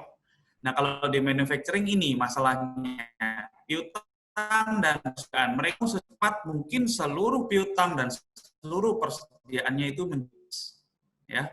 Nah, di sini bisa dilihat walaupun ada pandemi COVID, inventory in days-nya YAPFA itu cukup well managed. Ya. Jadi nggak membengkak seperti tadi yang punya Astra. Bagaimana dengan piutangnya? AR index-nya, jadi umur piutangnya itu juga well managed, 20 posisi terakhir. Mungkin tertinggi dibanding sebelum-sebelumnya, tapi menurut saya masih well managed. Ya, next slide. Nah, salah satu reason kenapa bisa well managed mungkin karena produknya Yapfa ini produk consumer. Kita nikmatin. Jadi sebenarnya secara gampangnya walaupun mungkin krisis, orang tetap makan gitu loh. Jadi mungkin tidak terlalu banyak goncangan di industri ini secara umum. Nah, secara PEPBV-nya kita coba lihat. Secara PEPBV-nya fair value-nya sekitar 1.400 sampai 1.830. Seperti kita tahu kebetulan kemarin ada rally yang seru di saham-saham sektor peternakan. Jadi Yapfa, Main, Cepin, kemarin sempat rally dan penutupannya bervariasi. Penutupan untuk Yapfa seingat saya kemarin 1.170 atau 1.175. Jauh di bawah fair value yang saya hitung. Kenapa demikian? Balik lagi nih, karena ngitungnya pakai rata-rata. Dan rata-ratanya ini dihitung pada saat dibandingkan dengan kondisi pada saat sekarang, pada saat pandemi yang harganya jatuh. Jadi istilahnya Pak Willy tadi banyak barang salah harga. Next slide. Nah, saya coba mengembangkan pola perhitungan saya sendiri. Kalau tadi yang di Astra saya pakai karena tadi kita tahu yang di Astra itu laporan keuangannya rasio-rasionya relatifly stabil. Stabil ini macam-macam ya Bapak Ibu, saya tidak mau berprasangka, tapi secara umum rasio keuangan yang stabil atau performa keuangan yang stabil itu kemungkinannya yang pertama karena memang manajemen keuangannya bagus sekali. Yang kedua, karena financial engineering-nya luar biasa. Yang ketiga, ya gabungan keduanya. Yang keempat, memang pas hoki aja, memang pas bagus begitu penampilannya. Nah, silakan Bapak Ibu nilai sendiri, saya tidak akan tendensius menduga yang mana, tapi kemungkinannya 4 itu.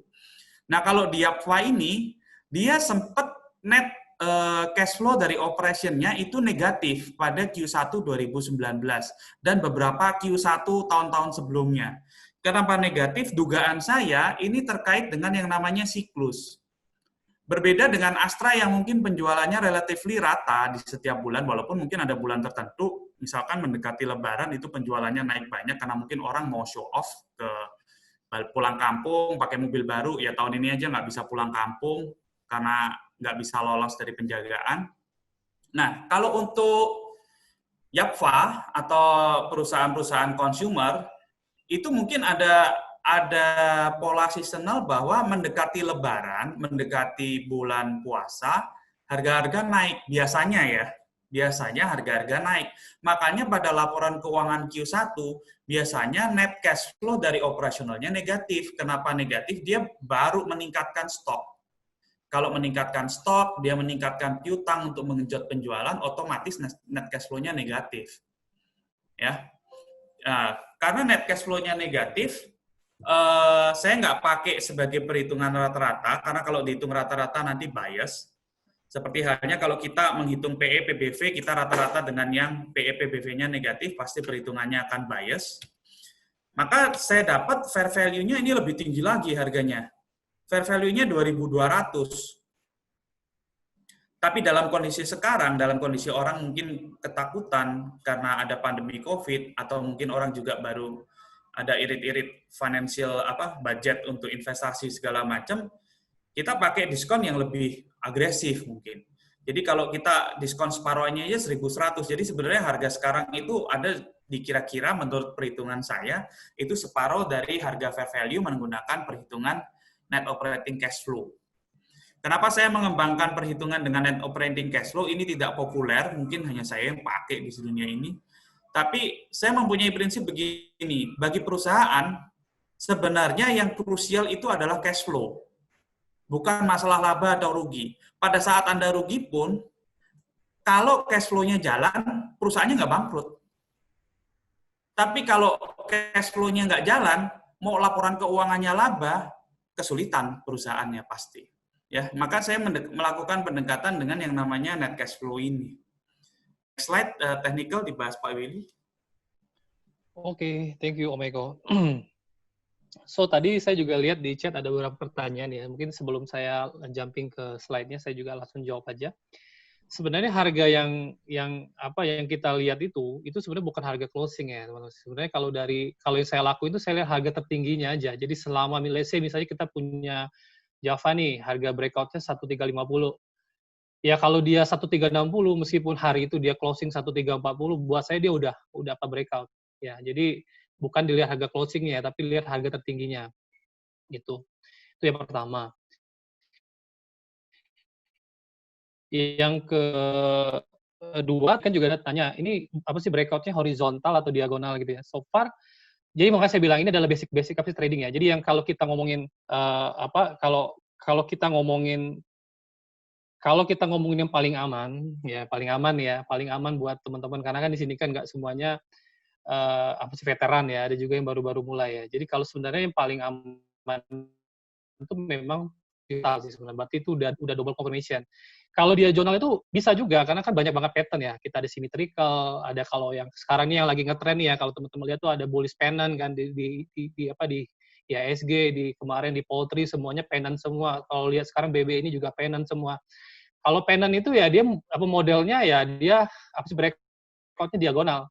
Ya gitu ya. Jadi mungkin dari hari ini kalau teman-teman udah belajar yang kayak apa sih trading untuk pakai technical gini mungkin bisa dieksplor lagi liatin pattern sih gitu ya. Kalau di pattern tuh banyak banget pattern, kita tinggal lihat ini juga breakoutnya juga. Cuman karena hari ini saya pengennya benar-benar pakai satu yang basic banget ya kita pakai yang modelnya horizontal aja sebenarnya gitu.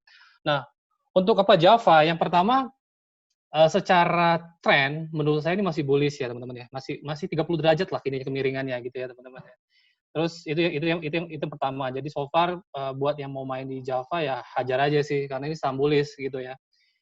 Terus yang kedua ini lagi-lagi nih enak banget sekarang nih. Teman-teman lihat nih 2018, 16, 17 itu volumenya tuh kecil-kecil ya. Tapi kita punya volume beli itu gede banget itu loh. Itu di tahun 2020 kemarin tuh itu volume beli. Jadi itu sebenarnya udah bisa kita identifikasi sebagai kesepakatan harga. Ya, kesepakatan harga. Jadi bahwa di hari itu atau di minggu ini, karena ini kan chartnya weekly ya, jadi bisa kita bilang di minggu itu terjadi transaksi besar-besaran dengan volume yang besar, frekuensi yang besar, ya kan, sehingga kebentuklah harga rata-rata yang ini bisa juga nanti di kemudian hari pun harga ini akan susah ditembus karena ada pemain-pemain besar yang masuk di situ di hari itu, ya akan nahan harganya. Musuhnya cuma satu sebenarnya ini kan tadi ada tanya juga apakah volume apa sih breakout ini ada ini nggak jaminan nggak? Menurut saya harusnya udah ini jaminan karena seller tuh udah jual barangnya semua itu yang pertama. Tapi memang ada risknya nggak ada. Risknya tuh musuhnya adalah news. Kita nggak pernah tahu kan external news kan misalnya tiba-tiba kayak kemarin ya mungkin ada perang segala macam apa ini ya. Kita nggak tahu yang kayak benar-benar gitu ya. Dan musuhnya itu sih. So far, selama saya coba pakai cara ini dari tahun 2017 sampai hari ini ya, itu win rate-nya tadi udah saya share di awal tuh sekitar 74%. Jadi saya ngerasa itu cukup worth it ya kalau kita punya risk and reward 1:2, ya artinya secara akumulatif nggak akan rugi gitu ya. Gitu. Nah, kalau untuk Java, saya ngelihat itu harga support-nya itu di 980. Kenapa?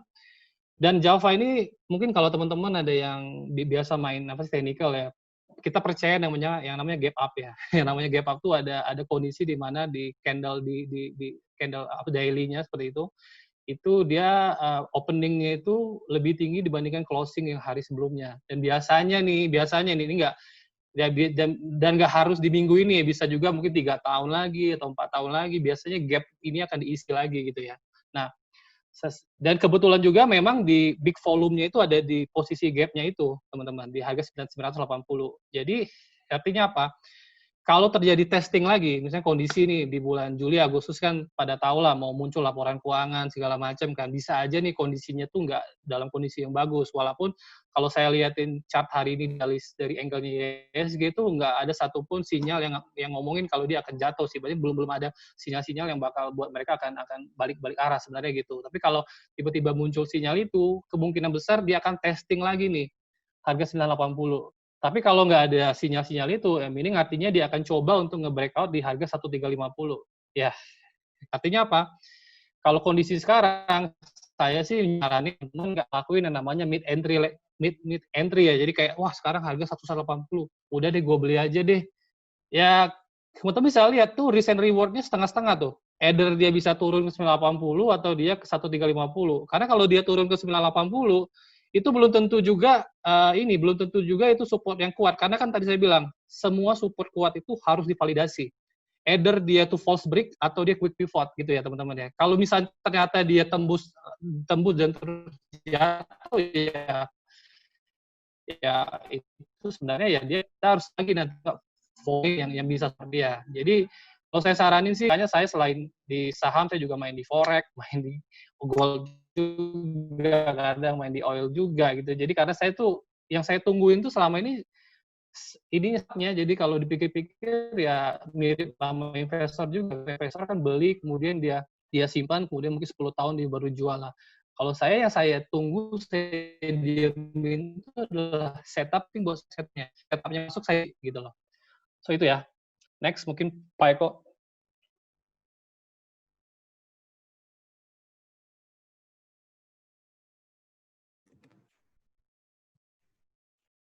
Mana Pak Eko-nya masih ada? Putus nggak Pak Eko-nya? Oke, sorry, unmute. Oke, terima kasih. Next kita akan bahas mengenai PTBA, Tambang Batubara Bukit Asam. Tapi sebelumnya saya akan coba jawab pertanyaan yang tadi coba diajukan dari Pak Arfi Raul. Apakah pendekatan price to operating cash flow juga perlu mempertimbangkan tingkat hutang dan kas perusahaan? Mengingat CFO besar, kalau hutang besar maka cash flow akan digunakan untuk membayar hutang, baru ke ekspansi, capex, dan pemegang saham. Kebetulan di materi ini saya nggak bahas mengenai leverage, mengenai hutang. Tapi secara umum begini, kenapa saya tidak bahas? Karena waktunya terbatas. Kalau kita mau bahas semua, nanti satu emiten 2 jam. Gitu. Cuman gini, secara garis besar aja, leverage itu dalam manajemen keuangan itu bisa meningkatkan yang namanya return of equity dengan menggunakan DuPont model. Kalau dari sudut pandang investor, leverage yang tinggi bagus, karena berarti kan modal sendirinya kecil, gitu. Jadi lebih banyak resikonya ada di pihak luar. Tapi dari sudut pandang kreditur itu menjadi buruk. Nah, kita dari sudut pandang investor, kita cenderung untuk mengamati bahwa yang bagus adalah perusahaan yang pakai modal sekecil mungkin, karena kan ada prinsip ekonomi dengan biaya atau pengorbanan sekecil mungkin Anda memperoleh hasil yang sebesar mungkin. Tapi pada saat kondisi seperti sekarang, ada pandemi COVID, begitu ada gangguan dalam penjualan, perhatikan perusahaan-perusahaan yang mempunyai leverage besar itu bermasalah. Kenapa? Karena dia tidur aja dia harus bayar bunga kalau dia outstanding hutangnya. Tapi perusahaan-perusahaan yang bootstrap strategy, yang dia pakai modal-modal sendiri, kalau pasarnya sepi, nggak ada yang beli, ya tokonya saya tutup, kan gampangannya begitu. Beda dengan orang yang barang di tokonya itu ngutang.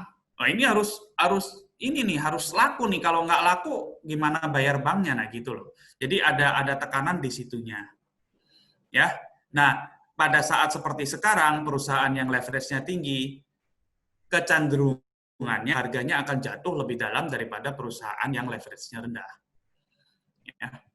Next, kita bahas mengenai PTBA, Tambang Batubara Bukit Asam. Ya, ini salah satu perusahaan yang cukup populer lah ya di dunia mining di Indonesia. Kebetulan ini milik pemerintah. Jadi sahamnya sekarang dikuasai pemerintah dan Inalum, lalu saham publiknya floatingnya cukup besar juga, 31%. Next slide. Konglomerasi perusahaan ini tidak terlalu rumit. Ya, tidak terlalu banyak anak usaha, tidak terlalu rumit susunannya. Intinya dia fokus di industri batu bara dan ada pembangkit. Batu baranya pun kalau saya baca-baca di berita maupun di annual report-nya, sebagian besar itu penjualannya ke PLN. Jadi sebenarnya quote unquote ada istilah dalam dunia bisnis, brother and sister can sell and buy anything at any price, at any condition, at any time. Benar nggak Bapak Ibu? Jadi PLN dan PTBA ini kan sama-sama punya pemerintah, istilahnya kan kakak adik. Jadi sebenarnya ya udah pasti secara penjualan segala macam seharusnya perusahaan ini aman. Ya, next. Ini cara PTBA menyajikan highlight keuangannya di laporan tahunannya. Selain dengan menyajikan banyak pos yang cukup rumit, next slide. Next slide lagi. Nah, mereka juga mencoba menyajikan secara menarik. Menariknya di sini adalah mereka selalu mengedepankan maskulinitas bisnisnya. Jadi seperti kita tahu bahwa bisnis ini adalah bisnis maskulin, boys business, maka yang dikedepankan di foto-foto di laporan annual report-nya adalah alat-alat beratnya yang benar menurut kita tuh wow gitu loh. Secara orang umum memandang, woi keren gitu loh, ada alat sebesar itu. Gitu. Next.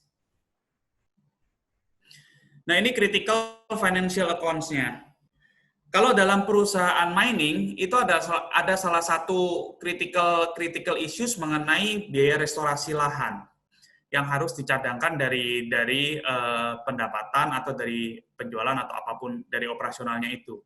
Saya tidak akan membahas mengenai itu, tapi saya kembali lagi saya membahas karena ini kondisinya dia adalah perusahaan trading secara umum, maka balik lagi ya tadi piutang sama persediaan itu krusial bagi perusahaan ini. Nah kita mau lihat apakah ada goncangan di masa pandemi ini.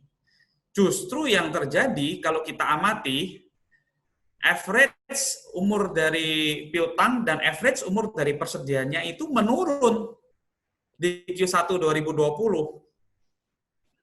Secara umum, kalau tidak ada gejolak, tidak ada masalah, ini pertanda yang bagus.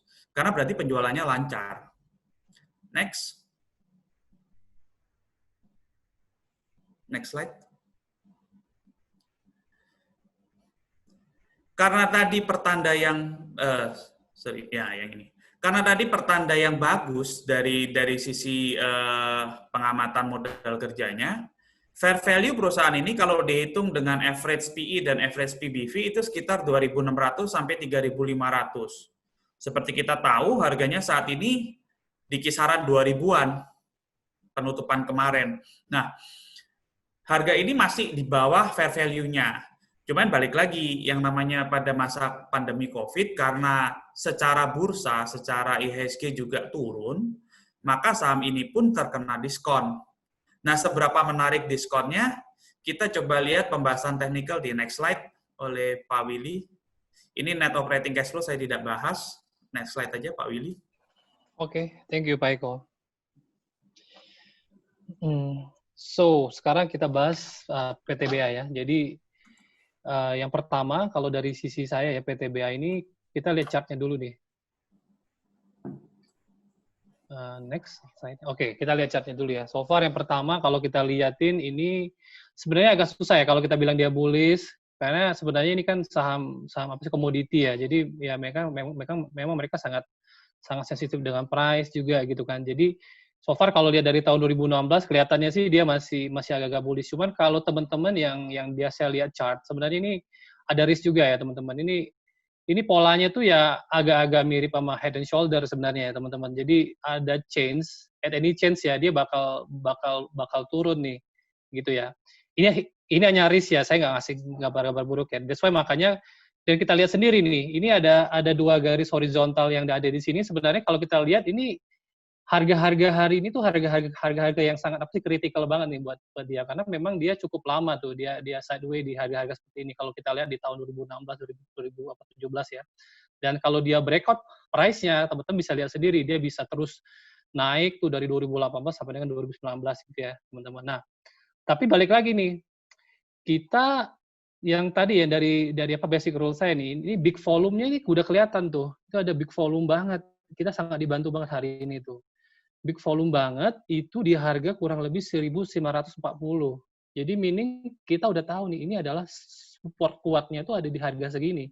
Dan support kuat ini sebenarnya bisa dikonfirmasi dengan kejadian di 2018, 2017. Coba deh teman-teman lihat. Setiap kali dia nyentuh support itu dia langsung mantul lagi. Setiap kali dia sentuh, dia mantul lagi. Berarti memang itu tuh harga yang apa ya, harga magic price-nya mungkin ya gitu. Jadi memang itu harga-harga super kuat gitu ya. Dan itu juga ada kalau liatin apa breakout-nya juga sama tuh. Itu coba teman-teman lihat tuh.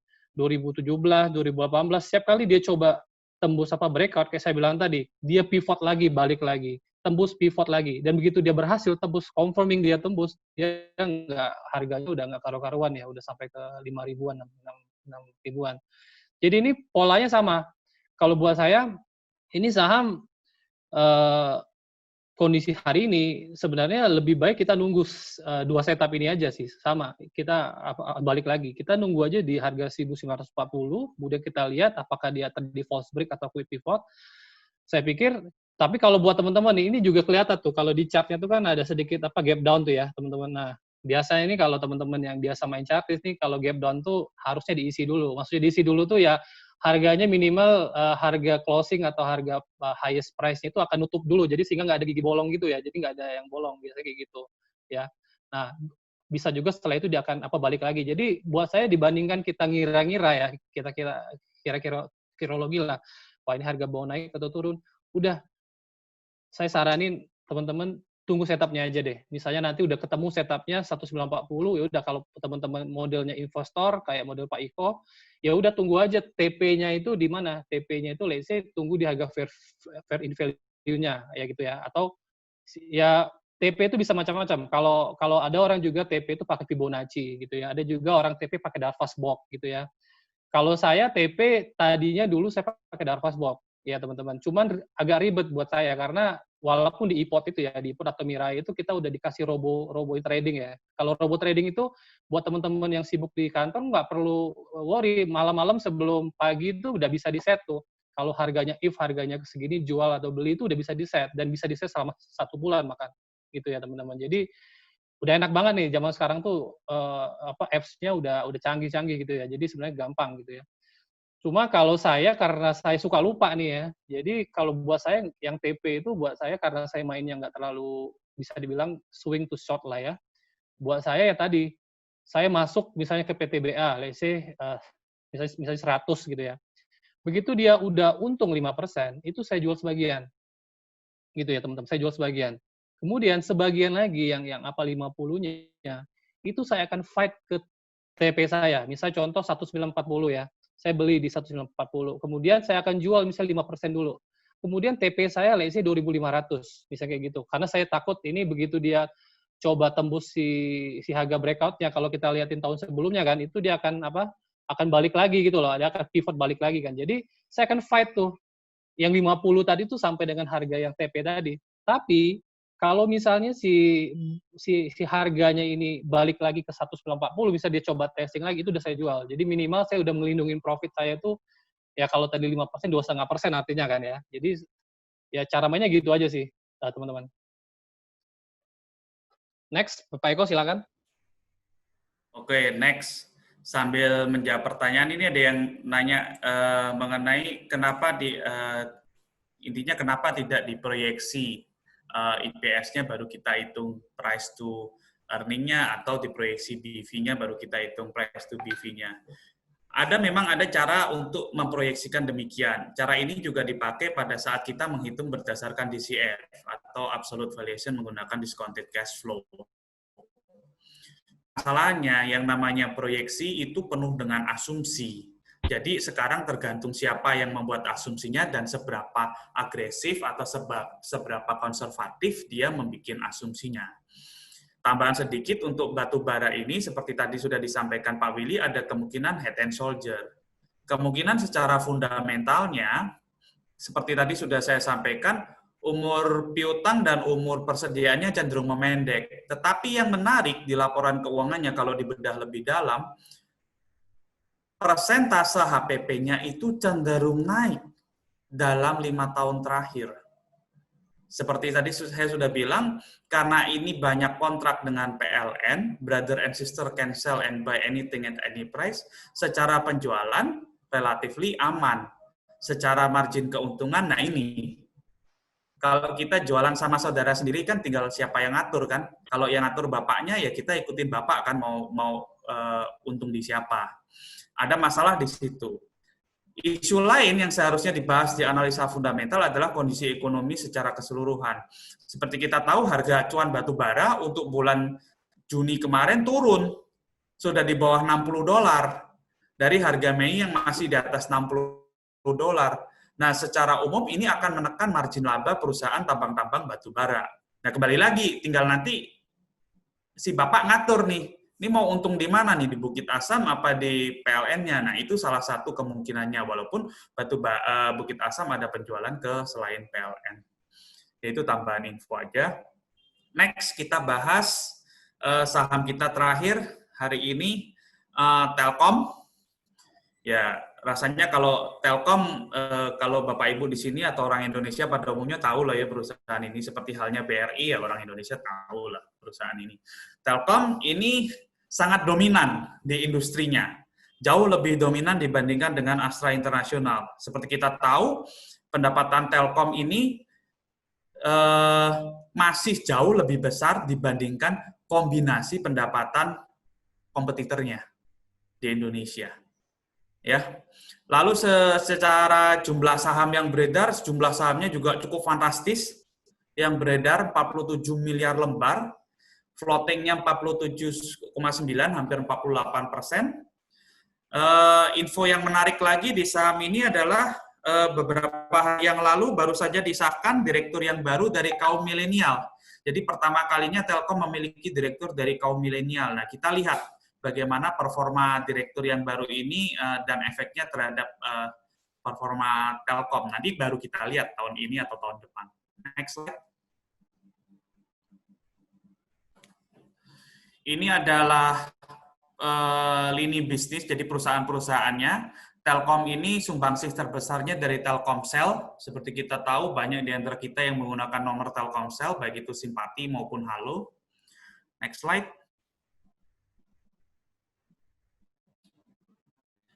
Ini cara Telkom menyajikan financial highlights-nya di annual report-nya. Menurut saya ini cukup nice, tidak terlalu ribet secara pendapat pribadi ya. Next. Next slide. Ini financial condition, raca. Dia menyajikan pos yang penting-penting aja. Lalu saya sajikan juga critical financial accounts. Kalau di industri ini, Bapak, Ibu, dan teman-teman, salah satu yang penting itu adalah masalah ARPU, average revenue per user. Jadi intinya gini, Anda punya banyak pelanggan, ya kan, namanya users, jumlah pelanggan. Kalau average revenue dari per usernya rendah, di industri ini itu hanya menjadi cost. Kenapa menjadi cost? Karena dia harus menyediakan jaringannya. Kan seperti perusahaan telekomunikasi itu dia membangun jaringan untuk melayani pelanggan-pelanggannya. Semakin banyak pelanggan, otomatis jaringan yang dibangun harus semakin besar. Masalahnya kalau pelanggan-pelanggannya ini tidak menghasilkan, itu malah jadi cost bagi perusahaan ini. Dan yang terakhir, data yang terakhir di annual report-nya ditulis bahwa average revenue per user-nya itu Rp46.000 per bulan. Nilai ini naik dibanding 2018, dan sebagai informasi, nilai ini jauh di atas kompetitornya. Karena kompetitornya di bawah 30.000 per user. Jadi, perusahaan ini diuntungkan dari segi size dan diuntungkan dari segi price leadership-nya. Nah, untuk piutang dagang dan inventory mungkin tidak terlalu besar untuk perusahaan ini karena ini perusahaan jasa. Piutang dagang pada masa pandemi ini ternyata naik juga di Telkom umurnya. Jadi secara umum piutang dagangnya naik, dan kemarin baru keluar kan financial report release untuk Q1 2020, penjualannya turun 5,8% dibanding Q1 2019. Jadi pada saat penjualannya tertekan, piutang dagangnya umurnya cenderung naik. Tapi secara logika pada masa pandemi, mulai bulan April, Mei, Juni, seharusnya penggunaan data, traffic data kan meningkat beritanya. Seharusnya pendapatan perusahaan-perusahaan telekomunikasi akan naik. Nah, nanti kita lihat rilis report yang akan keluar di bulan Juli Agustus ini. Next slide. Ini perhitungan sama lagi menggunakan PI dan PBV. Untuk saham ini, karena saham ini floatingnya besar, lalu yang punya sebaran investornya juga banyak, perhitungan PI dan PBV-nya, bahkan menggunakan perhitungan rata-rata saja, itu mendekati harga real yang sekarang ada di pasaran. Jadi fair value-nya kalau perhitungan saya, sekitar 3.400 sampai 3.775, harga di pasar kemarin penutupan 3.100 sekian. Jadi menurut saya diskonnya tidak bisa banyak. Ini terkait juga dengan tadi yang sudah disampaikan oleh Pak Willy, di mana-mana yang namanya perusahaan bagus, harganya sudah price in biasanya. Nah, ini salah satu yang harganya mendekati harga perhitungan fair value. Next slide. Kembali lagi, kenapa ini perhitungan net operating cash flow ini menjadi penting? Karena perusahaan model Telkom ini, perusahaan infrastruktur, itu capex-nya yang luar biasa. Jadi biaya-biaya untuk penyediaan jaringannya itu sangat menyedot cash flow-nya. Makanya untuk manajemen operating cash flow-nya dia harus bagus sekali. Dan seperti kita lihat, manajemen operating cash, kita lihat di sini net operating cash flow-nya selama ini cukup bagus untuk Telkom, selalu positif. Ya. Nah, perhitungan fair value menggunakan net cash flow itu seharusnya di harga 3.980-an. Mendekati 4.000. 4.000 ini harga sebelum COVID. Ya. Nah, untuk teknikalnya silakan Pak Willy, next slide. Oke, thank you Pak Eko. Ini kalau bicara Telkom ini satu saham yang saya ya lumayan cuan ya minggu ini ya, karena ini udah masuk ke ini setup saya sebenarnya. Jadi ini udah saya bisa bilang ya bahwa confirmation bahwa setupnya benar gitu ya teman-teman. Bisa ditampilin? Nih, jadi sebenarnya even sebelum kita buat ini nih, sebenarnya kita tahu banget bahwa supportnya Telkom ini ada big volume yang besar banget di harga 3.000 perak ya teman-teman ya. Jadi kemarin kan dia habis ini ya, habis ex-date ya, ex-date dia turun, kemudian dia sempat nyolek harga 3.000, kemudian dia langsung force break lagi kan. Nah itu sebenarnya saat itu karena saya udah setup harga itu, saya udah beli, ya udah langsung beli, udah kayak menjem aja teman-teman. Jadi udah pasti deh, karena dia penutupannya aja udah langsung force break gitu ya. Jadi dan hari ini udah juga saya bilang proven ya, harganya udah 3120 gitu loh. Nah ini balik lagi, kalau teman-teman misalnya pikir wah saya mau fight sampai dengan 3.400, monggo. Tapi kalau saya ya seperti yang saya bilang tadi, saya 5% aja saya udah langsung buang setengah gitu ya teman-teman. Nah, ini saham satu ya, kalau dari sisi technical, ini saham ini juga sama kayak PTBA tadi. Jadi saham ini secara technical tuh lagi kritikal. Karena harga sekarang itu kalau saya bilang tuh harga yang kalau dia sampai breakout ke 3.400, itu dia akan secara long term-nya tuh dia akan saham ini akan lari sih gitu loh. Coba teman-teman lihat tuh. Itu dia udah berapa kali ya, udah berapa kali di tahun 2019, itu kemudian di tahun 2018, 3.400 itu selalu jadi support kuatnya. Dan sekarang dia karena dia harganya di bawah 3.400 itu otomatis jadi resisten kuatnya dia gitu ya. Dan kalau dia bisa tembus harga ini, sebenarnya kalau buat saya ini kalau besoknya dia turun lagi ke 3.050 is okay, Pak. Kita udah tahu bahwa nih saham tuh udah ini ya, kita udah kelihatan breakout ya. Jadi menurut saya kalau udah tembus itu udah breakout, teman-teman tinggal beli aja sih. Cuma kita lihat ini, dia udah kayak 3-4 bulan, dia selalu bermain-main di dalam kotak ya, 3.000, 3.400. That's why kita tinggal lihat aja. Kalau sampai dia bisa tembus harga ini, itu udah jelas teman-teman tinggal langsung beli. Karena secara technical, ini saham masih bisa dibilang kalau kita lihat masih bullish lah, masih secara kemiringannya masih kayak 30 derajat lah gitu ya teman-teman. Oke. Terus mungkin gini ya, kalau kita kan juga punya klub saham ya, tapi kalau buat teman-teman yang mungkin suka dengan model-model yang seperti ini, itu mungkin dari admin itu bisa share. Saya punya ini sih channel sih. Jadi biasanya kalau di channel itu saya tampilin saham-saham yang udah langsung masuk ke dalam ini setupnya saya. Kemudian kadang-kadang juga saya tampilin tuh mungkin agak nggak oke. Saya tampilin juga harga beli saya belinya berapa rupiah, harga rata-rata saya berapa. Jadi saya benar-benar tampilin, jadi nggak ada yang saya tutupin gitu. Saya benar-benar open gitu. Jadi buat teman-teman yang mungkin pengen baca-baca itu sangat gratis aja sih. Jadi teman-teman bisa lihat. Mungkin kalau teman-teman believe dengan caranya silakan beli gitu ya, juga silakan ikut. Oke, mungkin dari saya cukup itu. Oke, saya kira cukup dulu ya, Pak Eko, Mas Willy. Karena waktunya, jadi sebenarnya ada beberapa bonus emiten yang udah kita siapin, BBNI, Unilever, tapi mungkin next time kita bisa ulang-ulang seperti ini. Dan ini banyak sekali komentar positif nih, Om Eko, Mas Willy. Jarang sekali yang kombinasi fundamental sama teknikal jadi satu nih. Saya nanti ke depan pinginnya, saya lagi discuss juga dengan Pak Adrian, mungkin nggak ditambah satu lagi strategic management sebenarnya, karena kan kita alumni Prasmul tuh. Jadi nanti dibahas lagi, misalnya kayak tadi Poultry, itu JPFA lawan Sepin, lawan yang lain-lain, atau kalau bank, BBRI, lawan BBCA, Mandiri, dan lain-lain itu dari competitive strategic managementnya gimana. Itu mungkin lebih menarik lagi, tapi itu untuk next game lah. Oke, thank you guys. Sebagian besar see you in Royal soon ya untuk golf. Sama besok kita ada webinar lagi untuk anak-anak S1 yang jadi pengusaha. Please join ya. Thank you. Yuk, bye.